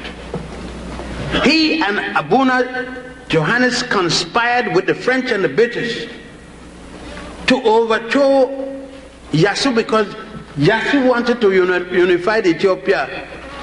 Ethiopia was fighting the Jews, the Christians, the Muslims, was killing out each other every day. And Yasu wanted to stop that and go back, because he wanted to do what his grandfather had done, organized to overthrow the Europeans out of the place, like his father his grandfather tried to do at the Battle of Adawa in 1896. They overthrow Yasu, put him in a dungeon, but he escaped. The British and the French went out to find Yasu. They did, and turned him back to Selassie, who was supposed to be taking care after Selassie and Abuna had poisoned his mother, Zeta. When they got him back in their hand, they put him in a dungeon and put a 24-hour guard on him, and he died there in his feast. Selassie then took over, he and Abuna Johannes, and in 1900, that's to 1924, and in 1927 they usurped the throne, naming Selassie as the emperor. It is nothing special about Selassie, because she, Zadita, Makeda, was the one that brought to the throne the name her son the Lion of Judah. All emperors of Ethiopia from that time carried the name Lion of Judah. It wasn't a big deal. He just carried the name that others were carrying. Now as to legitimacy, he had no legitimacy. He took the throne by killing both Zadita and her son, the Jasu. As a matter of fact, that's why I am in the West. My father was working for the Jasu in Brazil as the consul general. In 1924, we were sent there. Shortly after we went there is when the first overthrow came. And then if anybody that was called back home working for the Jasu was hanged. My father didn't want to be a dead patriot.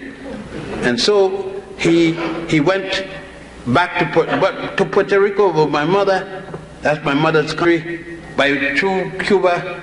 And then we stood in Puerto Rico and the Virgin Islands for a number of years before I went back to Ethiopia.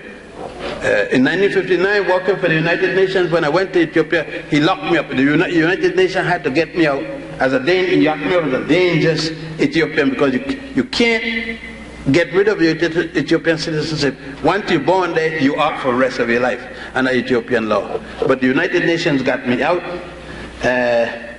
My father wanted to get back. My father died 102 years old. At 96, he petitioned, 96 and blind. He petitioned Ethiopia for return, and Selassie turned him down. He said he was a dangerous enemy to the state. So, isn't somebody I got anything good to say about? This brother here. I just want to say first, Dr. Ben, I'd like to thank you for helping me from reading and help me to realize and become free. And I know that you know what I mean. My question has to be, in terms of the Gnostics, do we have any more information on the Gnostics, and can you elaborate on some of the Gnostics? I think they will get the best reading about the Gnostic with regards to the argument between the Gnostic and Tertullian, the Gnostic and Cyprian, and the Gnostic and Augustine, the three African intellectuals of the Roman Church. Tertullian would be the best, because Tertullian took the argument of the people. As you know, the reason that Tertullian was not made bishop by the church, although he introduced Latin to the church, was because it constantly took the side of the laboring people. Whereas Augustine and Cyprian were the intellectual type. Augustine was of the two, because it is funny that Augustine would have taken that position when he was a prostitute. Augustine lived in a whole house with a prostitute whose body he sold, and she got his only child by the name of Abuqueta. You see, people don't go into the history. What made Augustine argue with the Gnostic about morality and so forth was because at 72, Augustine denounced sex after hell, after that kind of life that he had, and at 72 I could understand. And then he wrote the Holy City of God. He wrote the Confessions. That's what he confessed, the Confession. And the gem of it was when he wrote about if a person or persons had sex and the intent was not procreation, it would have been sinful. That means if your wife got the menopause and you can barely get an erection, and both of you decide to have sex, it's not to get no baby, sure. That'd be a hell of an illusion on your part. But he said you're not supposed to touch each other. It put me in mind of some men, they get to be 60 years and they say, well, I give up sex. Just suddenly, I give up. Well, that's them. You're supposed to, I mean, stop. Just stop. And he went more than 60. But the Gnostic argument reached its full point against, with the argument with Augustine primarily. I think that Augustine's works, if you take his work and compare it with the Gnostics, you get the opposite, a good opposite position. Because to Cyprian, you can't understand. He didn't do too much writing anyhow. He's very kind of an uppity. Cyprian was an uppity man with a nose in the air. At least Augustine wrote. He had some value of the working man. But these guys were unreal moralists. Tertullian was the man that you need to read on agnostics, and labor and different things like that. Brother over here. Dr. Ben, I have an up-to-date question about a situation that happened last year. I've heard about it on the news.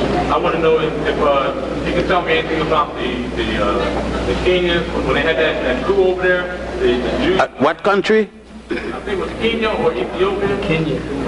They had a coup over there, and about 200-something-thousand black Jews had exodus to Israel. And there was some situation about they were supposed to be recircumcised or something like that.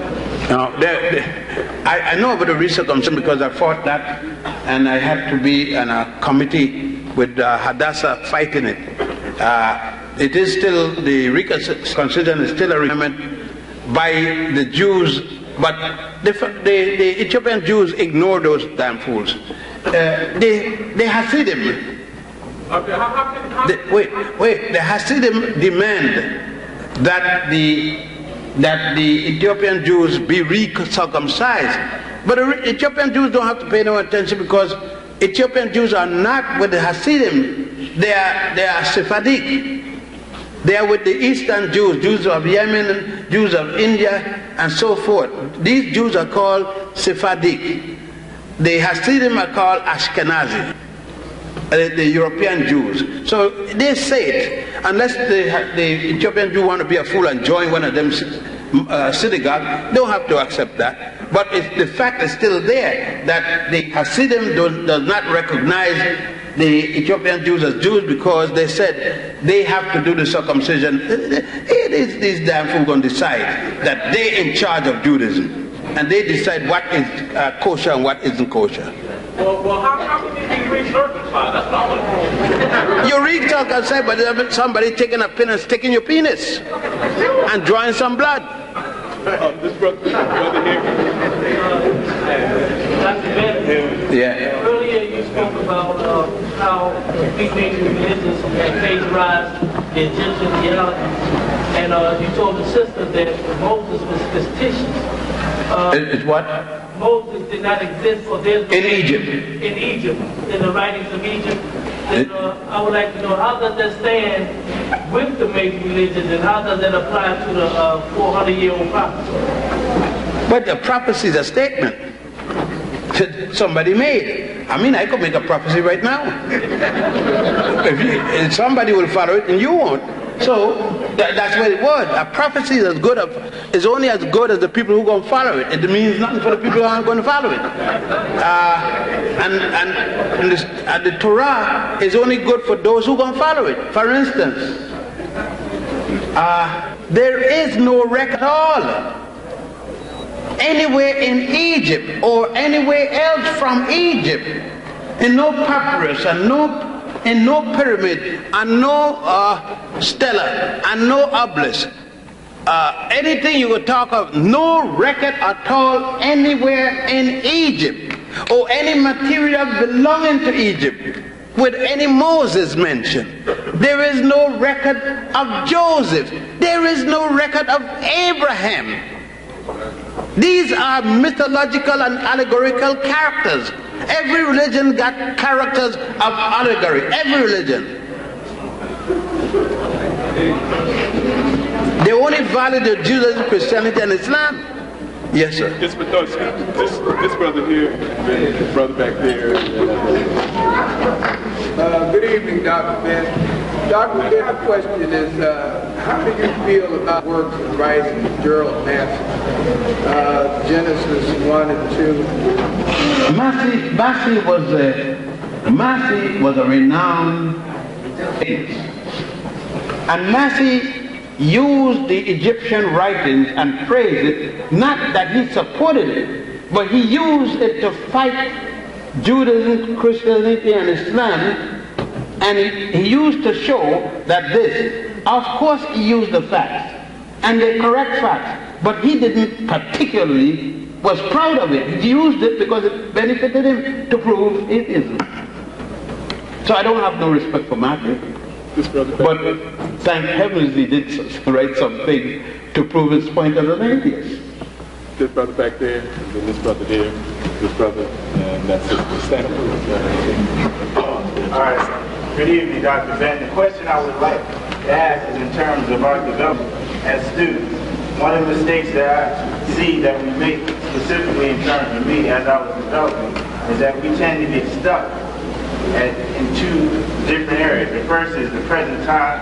Those of us who say we got to do something now, we got to do it and ignore history, and those of us who get stuck in the history of ancient times where we want to be kings and queens again, but not deal with reality. How do we strike a balance?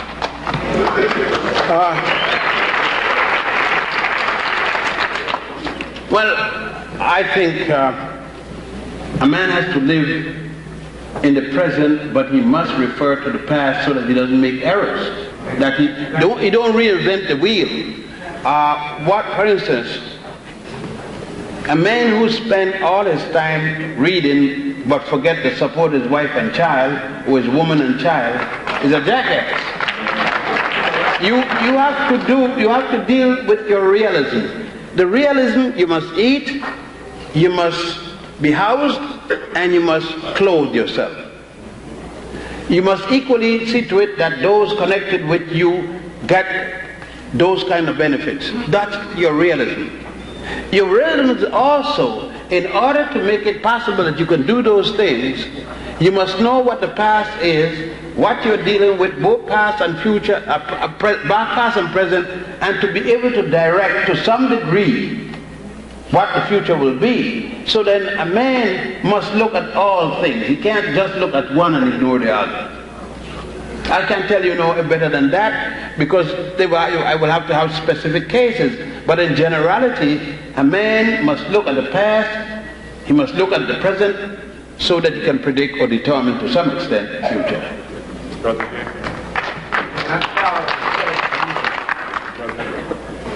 Yes, Dr. Ben, I'd like to know if you have any evidence of any historical corroboration of the life of Jesus outside of the Bible. No, there is no archaeological correlation of Jesus.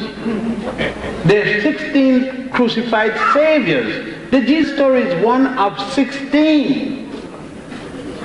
For instance, there's a book by Percy Graves that gives you all of the 16 in one book. You don't have to buy 16 different books. It's called the 16 Crucified Saviors.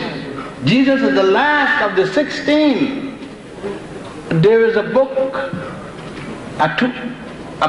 by Thomas W. Dones, Bible Myths and Their Parallels in Other Religions, and he will show you this mythological figure, Jesus, how many societies had a similar figure. There's a book by Annie Besant called Christianity Before Jesus. There's equally one of the same name by John G. Jackson, showing you Christianity as practiced. What the things that are practiced and are now called Christianity, how many people had practiced them before the European figure. The Herculaneum worship of Isis shows you the transition from the Isis, Horus, Osiris myth to the Christian myth.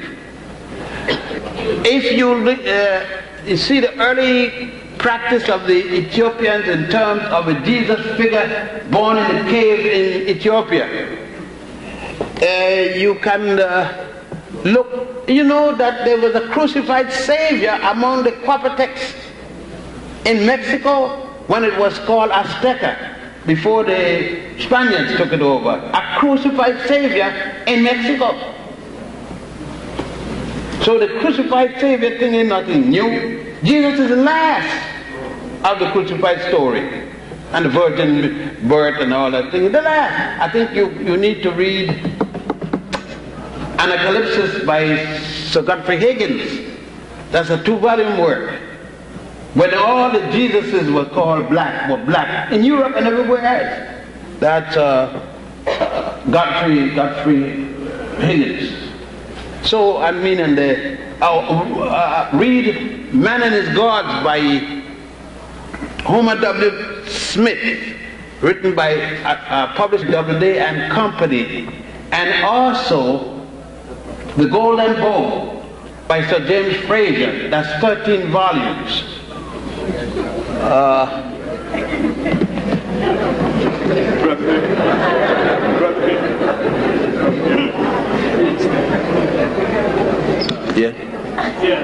Can you tell me the origin of the term Asiatic black man? Is that an accurate term? Asiatic black man, that term comes from Elijah Muhammad. But people forget that the same Elijah Muhammad operated at 128th Street on 8th Avenue as Motmot. And then he didn't say that.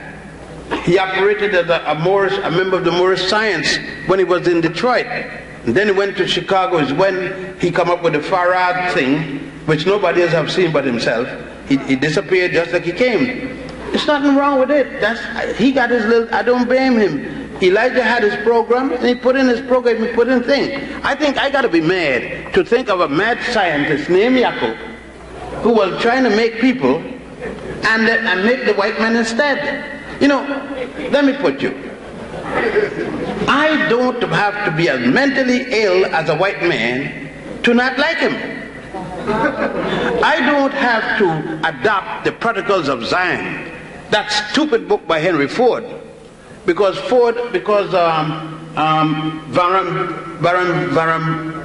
Rothschild refused to loan Henry Ford money to mass produce his cars. They turned him down, and he got so and wrote this book about the Jews. I don't have to go as stupid as Henry Ford was. I got enough genuine things that Jews wrote and Jews did, including the role in the slave trade, the white Jews, to deal with them on the basis that I don't have to be just as stupid as them in order to look like a jackass and then disqualify myself. No. That's why I said they could call me controversial, but the point is to shake my facts. Thank you very much. I'd like to, I was about the Yakub theory, but you cleared that up. I like to know, you followed the history of resentment. I wonder, towards that the white people have towards us, was that out of the example of the resentment maybe that we had towards each other? Or is that a learned resentment, is that a learned resentment that we had towards each other, or whether this is a resentment that the white man has created by the fact of their existence, the way they were created, and how were they created? It had nothing to do with creation. If it had to do with creation, then if I mate with a white woman, I should get a monkey or a jackass. But if I wait with a white woman and she's fertile and I'm fertile, we're going to get a human being. My problem with people isn't that they weren't made or from a human being or human stock and all that kind of nonsense. That is not my problem. My problem is social-political. I am not going to marry a white woman under no thing. But it has nothing to do with the fact that she's inferior to me. No, I'm not that stupid. If she was inferior, then she couldn't get a child if we mate. I ain't gonna mate with her to prove it because I see it done already. But it doesn't go to that. I am not going to see a little little white kid come here and hungry and don't give him some food. In peacetime, Bob blow his brains out. Tomorrow if there's a war on, you know what I mean? If there's a war on, I kill all of them. Even the dead one I'll kill. You see, but then there's a war. But there's nothing inferior about white people. This is nonsense. Because if they're saying stupidness, mine is socio-political. They don't know to behave. And that is a cultural thing that developed probably, as Professor Clark said, that Europe had nothing to eat.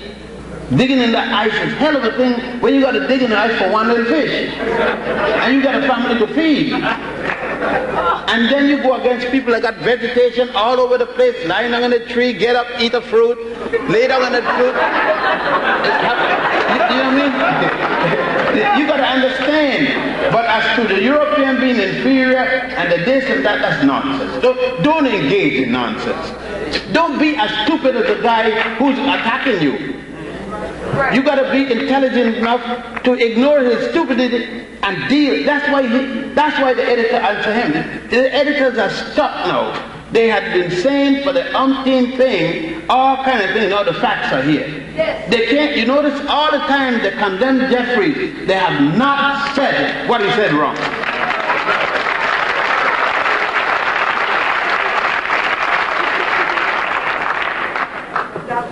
I'm wondering if you could tell us a little bit what the relationship between the ancient Egyptian religion is and what Europeans have called traditional African religions, other African religions. None. Our religion is a tradition. And all religions are ancestral. Jesus is dead, isn't he? He's an ancestor. You see, we use semantics to please ourselves and forgetting that other people do something. An ancestor is anyone that's dead, who we revere. Jesus is dead, Moses is dead, Abraham is dead. And all these characters that I named, people worship or revere them. And why can't Africans of any group, whether it be in Egypt or in Central Africa, revere their past tradition? Don't we go to the church and have communion? Isn't that tradition? Don't we have what they call a cannibal service in church? Eat. This is my body. Drink. This is my blood. Isn't that a cannibalistic service? It gets worse. Look at the transition. Wash me in your blood, O Lord, and I shall be whiter than snow. Whiter than snow. Now it is a damn shame. Black as I am, wash me in red blood, and my blackness will turn white. Now that somebody don't know chemistry, there's some damn fool need to learn chemistry. You know where you go put black and red together and it turn white? Even the devil can't do that.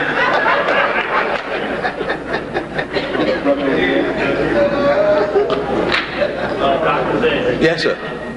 Do you agree with Dr. Francis Cress-Welsing and Dr. Leonard Jeffries that white people are albino mutants? And if they are, what is the date of their... I'm not a paleontologist, and I must state my ignorance on that subject. I respect Dr. Welsing and Eddie Fuller, and Dr. Welsing's father, all of them, and Dr. Richard King. I've read their works. I do not have the expertise to appraise it, yes, bad or good. You need somebody who is a paleontologist or deals area to say whether or not their work is right or wrong. I think that in certain works I can only say it's interesting because I don't have the capacity to say it's good or bad. Well, why do they not have any pigmentation? I told you, I am not a paleontologist. And I don't know. There are a lot of things I don't know.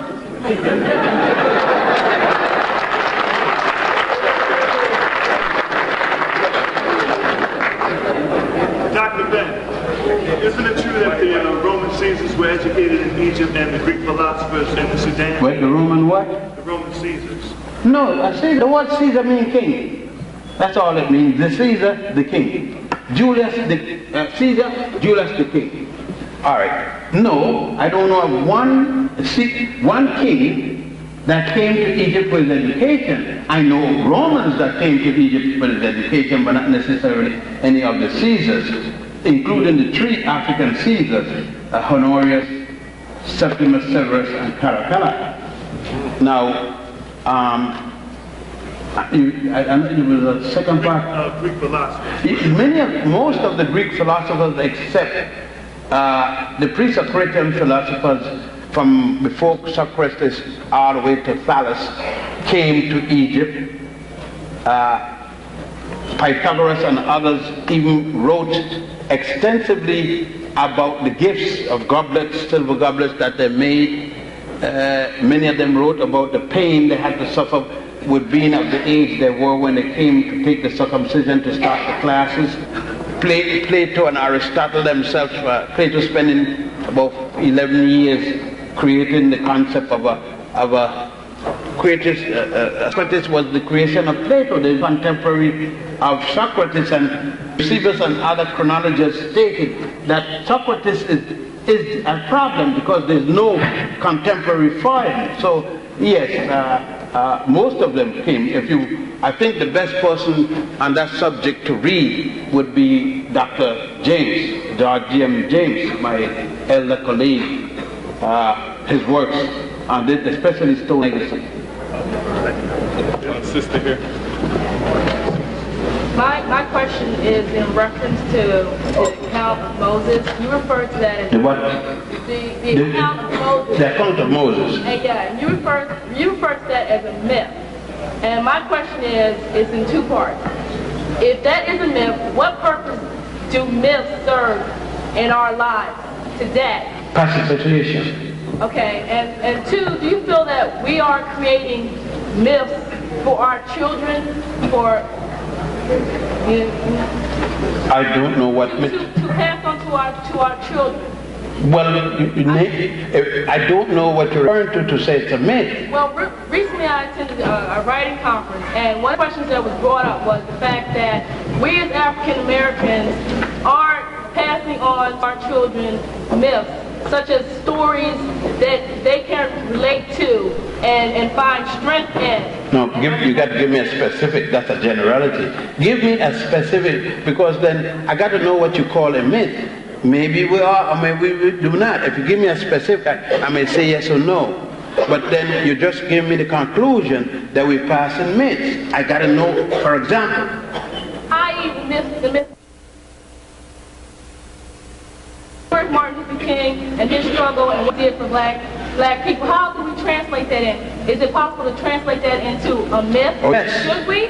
If we say, for instance, that we say that when King was here, he was so great that nothing could hit him. Even if somebody fired a bullet at him, it would not touch him.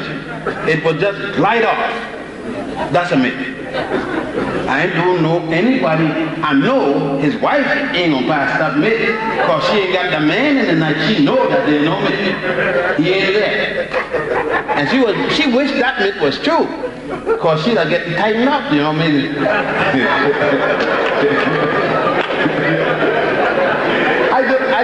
I don't think there may be possibility of myths, but there can't be that strong. Eventually there may be myths coming out of King, because the older revered ones are lost, the more myths come about it. Eventually there will be that King never did anything wrong.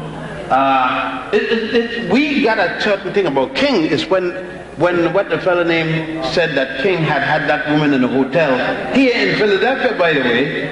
Philadelphia is a very noted town. A lot of people got angry. Why not? Why couldn't King have a little bit of tail in Philadelphia? There's nothing wrong with that. Most Baptist ministers get a little extra. And I don't think think that the members was mad. If that would keep the thing straight, get it, you know, a brother needs to get his brain straight. And if them cobwebs could be, if the sister was willing to give them a contribution, why not? I don't think nobody paid any attention about that. White people is all mad because he got a little bit. But what the guy named King, at least King was a man. What the guy name was peeping. He went to look, he peeped. He didn't do that, he just peeped. Now, I think King was more of a man that get a little bit than to peep.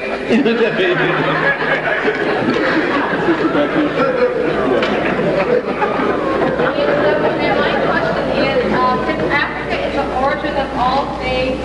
I didn't say that. Okay.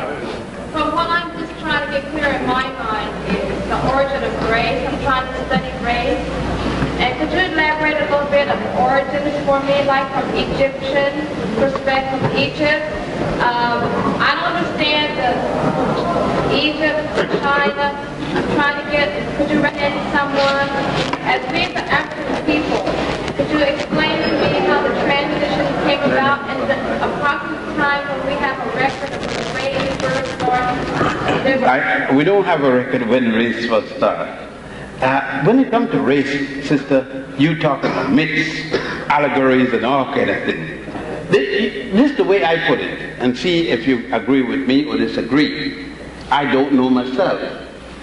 Now, this is how I deal safely. I say, the oldest known, hear that word I just put there?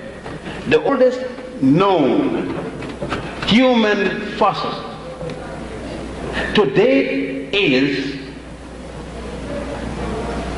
Denknesh. Denknesh is called by Westerners Lucy. She is dated, body, the bone is 3.2 million years old. The oldest male human fossil known is Zinzanthropus boyki, dated at 1.7 million years old. Remember I said? No. Now, suppose in the morning they dig up one older than that. I'm not wrong. I said the oldest known as of this moment. So that's the only thing you could be correct on, sister, is the oldest known date. No one knows who is the oldest or who is the first. We don't know. They call so-called missing link. Nobody knows. Anybody tell you who's the oldest? He is out his birth and she's out their birth. If they knew that much, you think they'll be here talking about they'll have been out there writing all kind of books. They'll have been out there selling all kind of dirt. Nobody knows who's the oldest. It is racist to be racist to say that you know who's the oldest. And it is a guy that got, anybody needs that, doesn't have no strength in his own race. He's begging the point. He's begging the question. I don't need it. And you don't need it. This brother here. Dr. Ben. Yes, sir. Tonight you spoke about spirituality and religion. Can you differentiate between what spirituality is? Yes, spirituality is the belief in, the practice, the doing of. Religion is the organization around which spirituality is used. Religion is a business.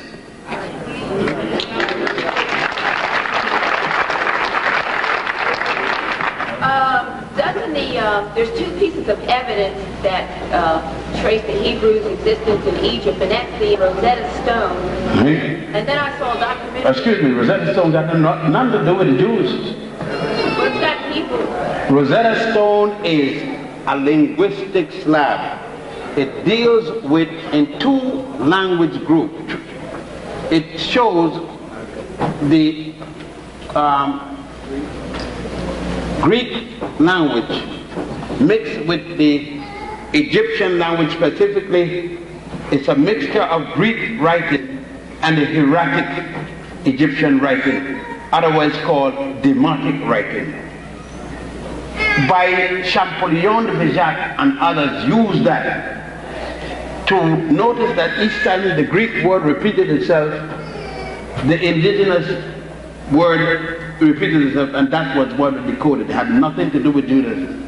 Okay, and then I saw a documentary on Channel 12 about the research trying to find evidence in Egypt of the Hebrews, and that they're trying to find the evidence. That's what they find it. They found tiny metal scrolls, maybe an inch big, and I saw that in the Egyptian Museum. But the point is, you find scrolls at what period? The Jews living in Egypt right now, and you're bound to find scrolls there. We're talking at what period of time were those scrolls? The Jews didn't have a single scroll in Egypt because the first time they make a scroll was at the Sanhedrin, and they were in Israel at that time, and that was supposed to be after Joshua knocked down the wall of Jericho.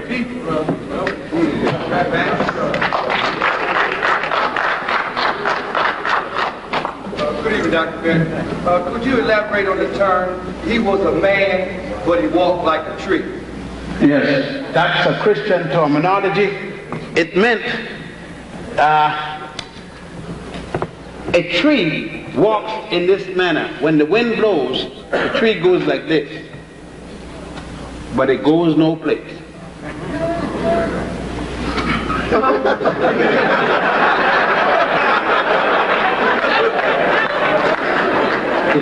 It goes 6 feet, but come back when the wind loose, back to the same place it was, never moving.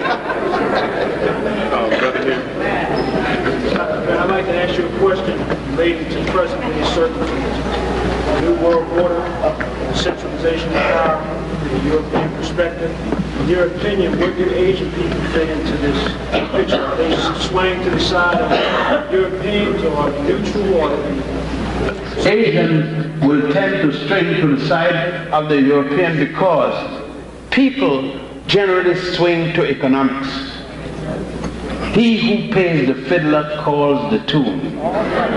And until we realize that, you see, we get this nonsense affiliation because we're the same religion, affiliation because we dance the same way, and all this kind of nonsense. Nations are like human beings. They go for what benefits them most. Don't expect Asians to come here and join with you when you're at the bottom of the social heap.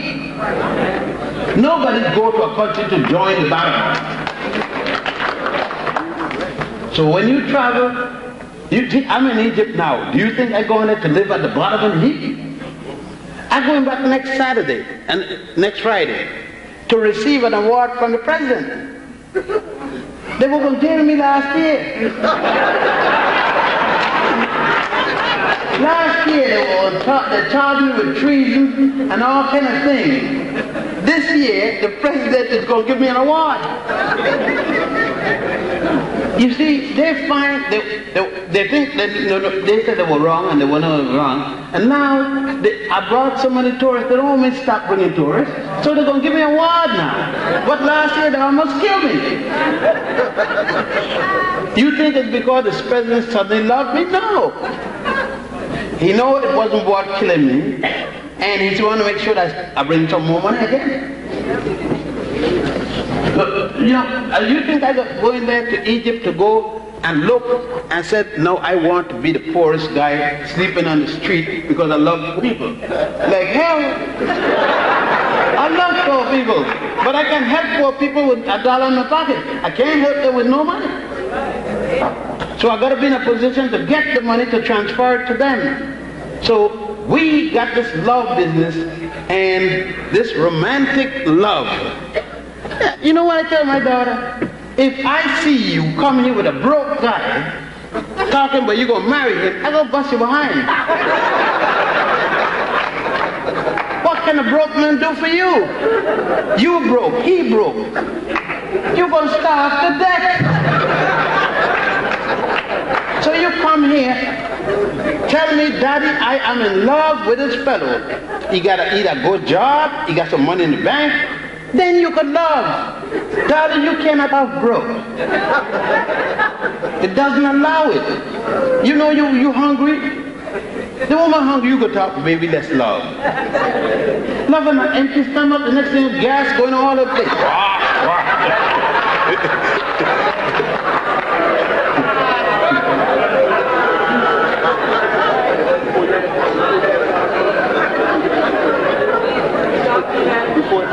special question. This will be the last question. After that, we'll have the drawing, and I think that's it. Dr. Ben, I'd like to know how I can get the list of books and where I can get them one by one, because I can't buy them all the time, all together. Well, You have 30, right? I have 34. That the last list. I just had a book came out yesterday. I don't have a copy of it. It came out yesterday, and Dr. Lucen went and picked it up, and I left New York too early this morning to get a copy. I was trying to get a copy to read. You know, your book is quite different when it comes out and when you write it. So, they have a partial list here. The new book will have everyone listed, because what I do in each book, the last book comes out have the listing of the book that preceded and all the others. Now what I'm going to do is to try to find a way to put like an asterisk or something, books in print. Right now I think we got, of the 34 books print done, I think we got 11 in print. We got 2 at the press, new books, and we got about 1 or 2 being reprinted. So, What is your new book called? The new book is Nubia, Mother of Egypt. Will it be sold here in the city? Yeah, every place. I think they made 1,000 or 5,000.